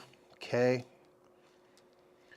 In the apply dice step, you may reroll any number of unapplied crits any number of times. When you apply crits to any enemy, lose a health. Ugh. Yeah, I'll just be hanging out. That's lame. Why didn't you come later and bark at all the people? All right. Well, I'm going to roll hella dice then. Okay. So really I want to get rid of this dude first, not using crits ideally. Oh, crud. Am I going to die? No. I got plenty of rerolls. It's going to be fine.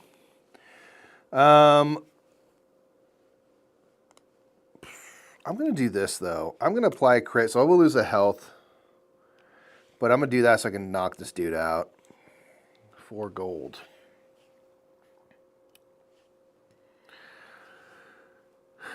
And then I can now apply a crit over here. I can only apply blue to Rusalka. That's Toru.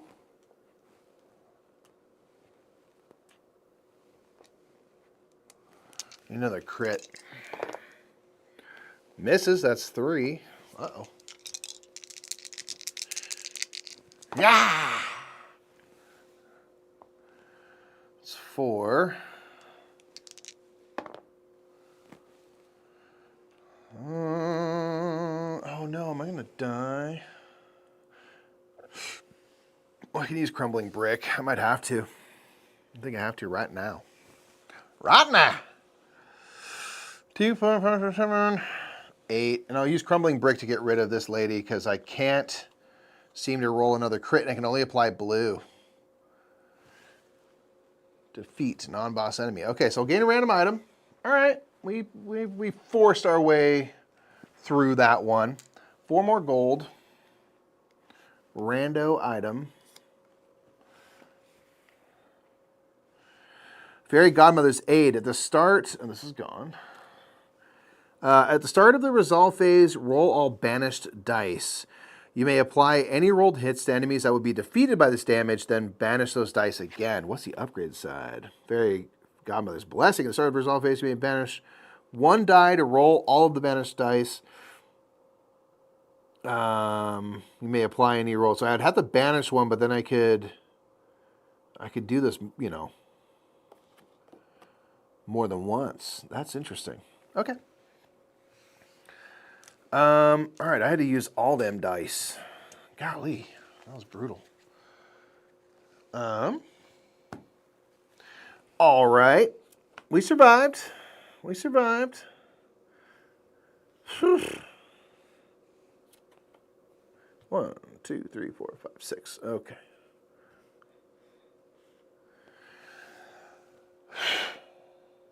That's rough.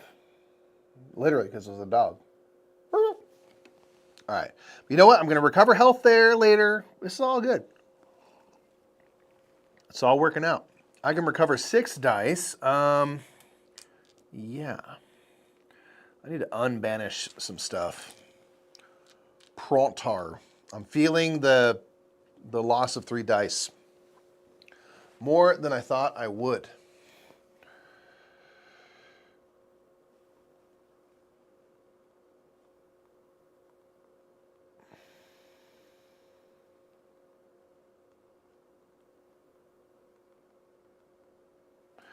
Pardon me. Okay. Whew. All right. So here I have an option. I can go up or out. I think I'm going to go...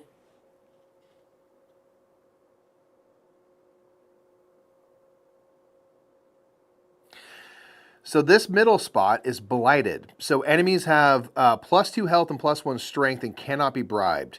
So that means Runt would have 5 health, 2 strength. And do I feel good about, you know, dealing? And their ability is at the start of the engagement, you may exhaust up to 2 dice. Dice can only be committed if a die of the same color is in the exhausted area. They are not my favorite person. So do I want to make them stronger? I could do a cheeky up and down to the wolf perk. Man. Well, okay, first what I want to do is I want to explore. So let me start where I'm meant to. I'm going to roll 1 blue die. It's a hit, so daytime side coming. So that'll go up here. And I'm just going to travel up here to be able to scooch this, but I'll go to the market before technically being where I'm at.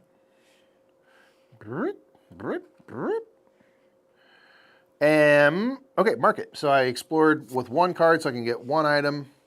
Unidentified rock. When you would exhaust a red critical hit, you may instead banish it to gain a health. Petrified Stag Heart. When you would exhaust a red crit, you may instead banish it to gain 2 health. And those are perpetual abilities. I don't think I'm going to go for this just because I haven't even been able to get the red die out of Purgatory. So... Lordy. Money has been tighter.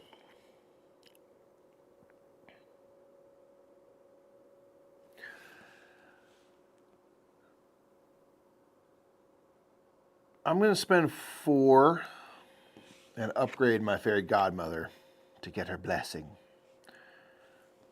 Cheeky gambit. Might be a mistake. We out here. I think I'm going to save my money otherwise. I think. Or do I spend all of it to get...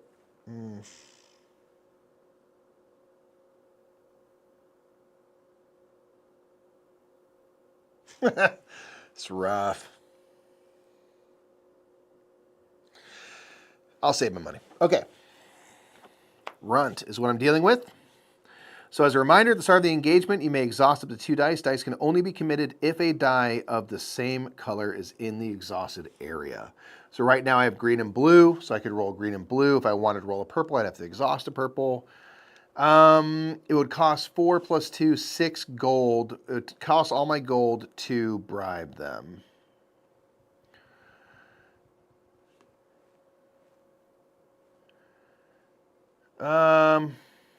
Let's fight them. So I will exhaust a purple so that I can roll all 3 of these colors because they all exist in my... Andre, does this set of games... Uh-oh. Am I back? Did I blip out? So there's a new core set of 20 strong here, which comes with all the dice you need and stuff like that, and then Tanglewoods red. So that would give you everything you need, and then, you know, the Baba Yaga, gold, and white are all additional things you can get. I would guess, and Chip Theory can absolutely correct me if I'm wrong, I would guess if you already have this set and just want red, you can also buy that a la carte. But I'm not, don't quote me on that.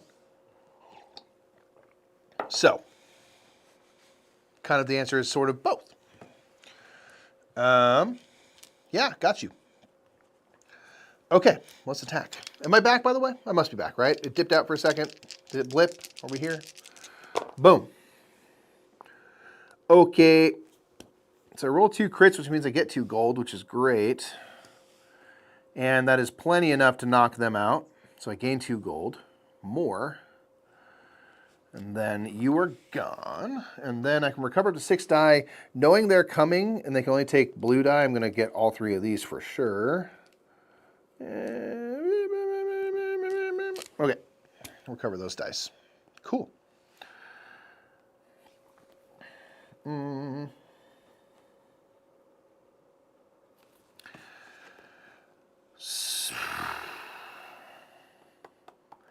I am wondering if I should come and deal with one of the Wolfpack cards, or if I should skirt it and do a Fable card and then go up to a campfire, and I don't know. I'm feeling the lack of dice, which I guess I can mitigate with my relic here. Let's go for the Wolfpack. Okay, so this icon here is a Wolfpack conflict. It's a trap, so I have to roll a blue. On a hit, I recover up to 2 dice. On a miss, I flip my current forest card to its nighttime side. It's a miss. Okay. All right. Yeah. All right. Cool. So now I'm doing a Wolfpack conflict with 4 additional enemies. The blue has a 4 or 6 sides with hits. This will be fine. Okay. So this goes into effect immediately. Man. Okay. So Wolfpack, we'll get 1 from the Wolfpack. It's Howl here. And each roll dice step for each crit rolled, -1 health to immediately exhaust that die. Oh my God. Okay, and then 4 things. So coming in order. Again, only blue can be applied. This is scary. For each exhausted yellow, Weevil has +1 health, +1 strength, and +1 gold reward. Another Rusalka. And then Wither. Who has a after effect of flip a daytime card in your path to a nighttime or add a nighttime card to your path, then draw and trigger a Fable card. Okay. Quite a lot.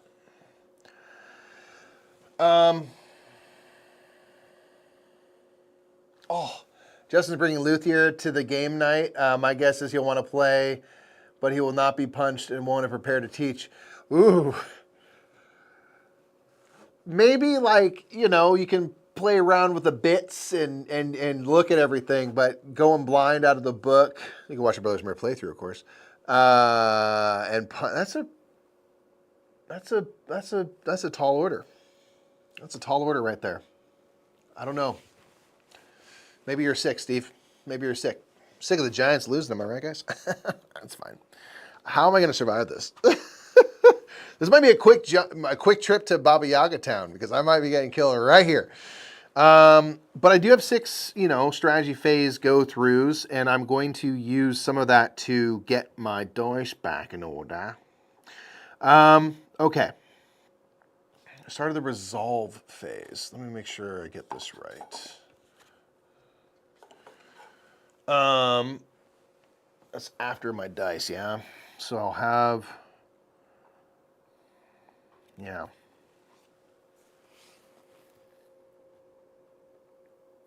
Man, this is rough. That was a bad time to miss. That was a bad time to miss. That's a traps for you. So only blues can be applied to them, which makes it not possible to take them both out.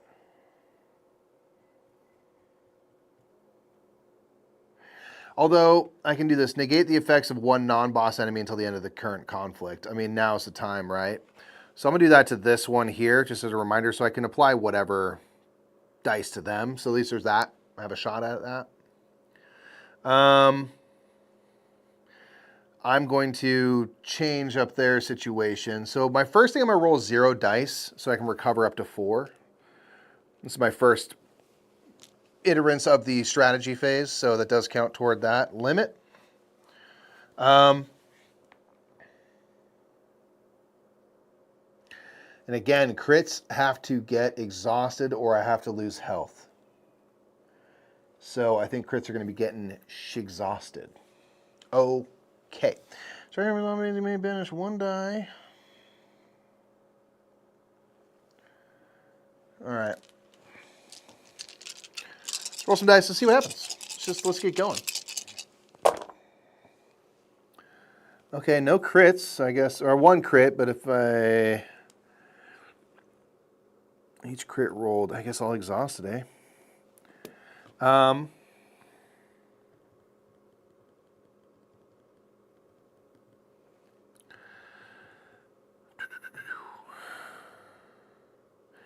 Now, if I get rid of them, the earlier I get rid of them, the earlier that ability goes away. So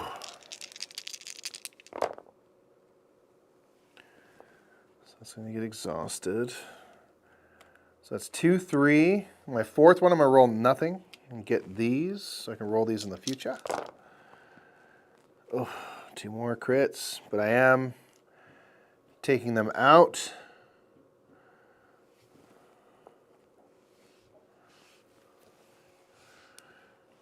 I took so many dice. Only aiming for 1. What am I doing? Let me just let them live and do other stuff. No, they're not going to be able to be taken out. So, you. Am I going to survive? I will survive. All right, that's my 6th roll. So what I'm going to use is my Fairy Godmother's Blessing. I'm going to, at the start of the resolve phase, which is where we are, I'm like getting a random item, and I have 3 gold, in case that matters right now. My Boring Cloak, once per round in the Apply Dice step, if you rolled dice of at least 4 different colors during the previous set, you may set a miss to a roll. That does not apply. So, Fairy Godmother's Blessing. At the start of the resolve phase, you may banish 1 die, which I just did, to roll all of the banished dice. You may apply any rolled hits to enemies that would be defeated by this damage. Then banish the dice again.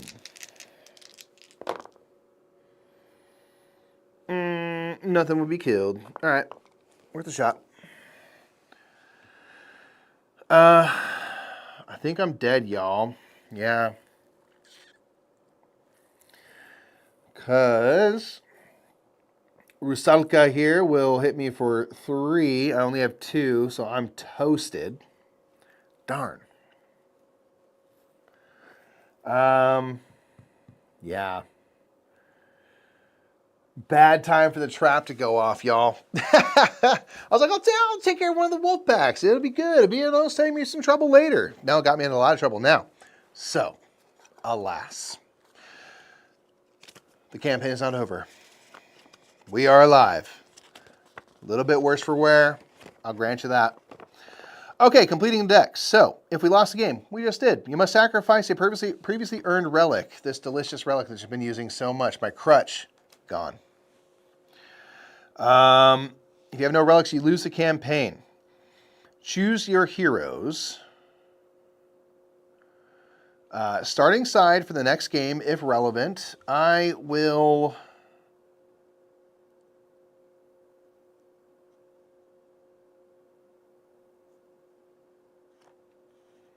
stay on my normal side, I think. So I don't think it's going to change my day much. So your hero stats there. Starting stats, reset your gold to 0. That is the bummer. That's going to hurt me. Bad. So I go back to 4 and Taru. Okay. For difficulty scaling, decrease your difficulty level by 1. If you're playing another deck, not going to be relevant here. Regardless of what you lost, place all items in your hero's inventory. All of these bad boys are going to go under, or over here where I've been stacking them. My kindling pile. Remove all campaign enemies from the minion, forest, or hunt deck that were not defeated during the game. Place them under Baba Yaga. So this one was not defeated. So they are under Baba Yaga. Okay.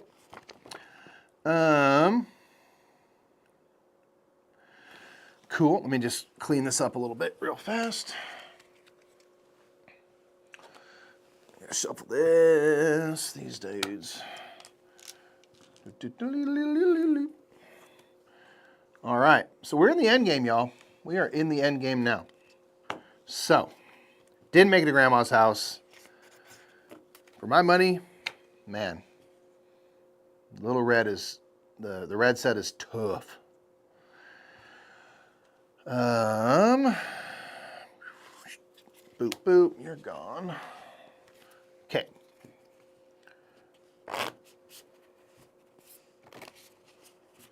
Shuffle that, because I'm going to need it in a moment. Cool. Element, first, no damage, Shimmer, relics. Got it. Didn't win, so no relic for me. Okay, all unit dice in my dice pool. This is the end game setup. Sure you have Chicken House, Baba Yaga cards nearby. Boom. As well as undefeated campaign enemies that were placed with them. Ensure the forest, hunt, and minion decks from gold, white, and red are nearby. They sure are. The campaign endgame consists of 2 conflicts. First against Chicken House, then a final conflict against Baba Yaga. Who again, this friendly merchant the whole time is actually Baba Yaga. Ah! Isn't that fun? Okay. All active enemies must be defeated in order to win. Comes to this, y'all. Comes to this. During the exhaust dice step, if the boss is not defeated, dice applied to that boss are not exhausted. Rip. 10, 12, 14. I was going to say I'm missing dice, aren't I?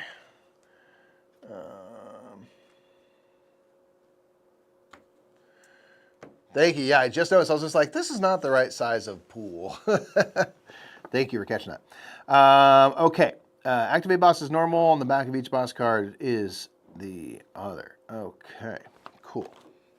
So, Baba Yaga, the other side will be the info for the Chicken House and the art for the Chicken House. So this is our first of kind of the 2-part finale. So, it says 25 health, 2 attack. I have 1 health, so, you know, room for error, for sure. Okay, so when activated, each undefeated campaign enemy, add each undefeated campaign enemy to the engagement. So that's why I wish I had done more. I did do 1 from each of the first 2 games and 2 from the last one. So something. Chicken House has -1 health for each card in your kindling pile. Now this I did okay at. All these items is what we ended the game with. So I have 1, 2, 3, 4, 5, 6, 7, 8, 9, 10, 11. So their health is actually 14, not 25. So that's something. After the roll dice step, if you rolled fewer dice than the combined value of your 3 stats, which is 7, you must pay 5 gold or lose -1 to anyone's stat. So I got to roll 7s, 7 or more dice. I'm down. You're not scaring me. 1, 2, 3, 4, 5, 6, 7. Let's just go for 10. Why not? All right, my strategy's back to 4. So, okay, as a reminder. So we're only worried about the stats right now for these folk. So we have 8 health, 5, 5, 4. And if I don't get this done, I have 4 rolls.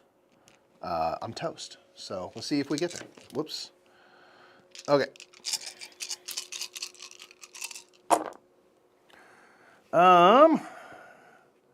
Let's first and foremost get these critties. So that's 2 gold.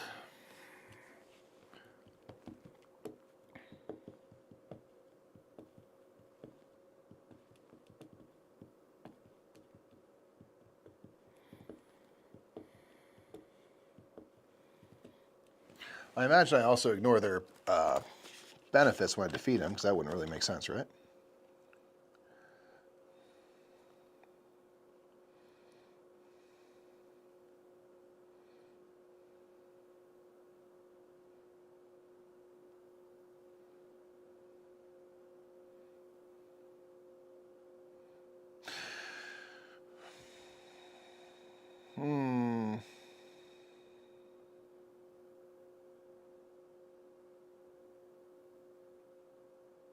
Yeah, all effects and icons. Okay. Saru. The more crits, the mo better. Is what I have often said. Let's just start there. Let's start there. We gotta be rolling crits. We gotta be rolling crits out here.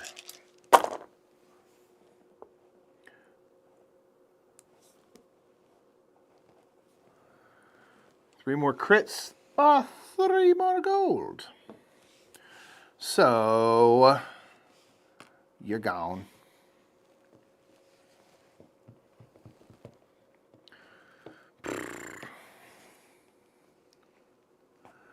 All right, let's roll again. Got 2 more rolls. You can do it.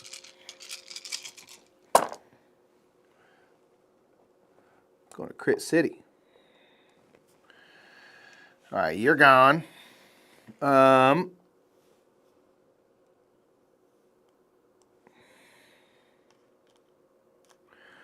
Cool. All right, last roll.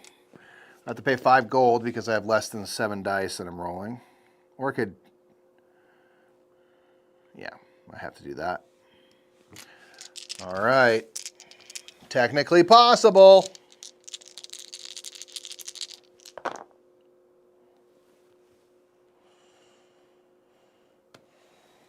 I am dead.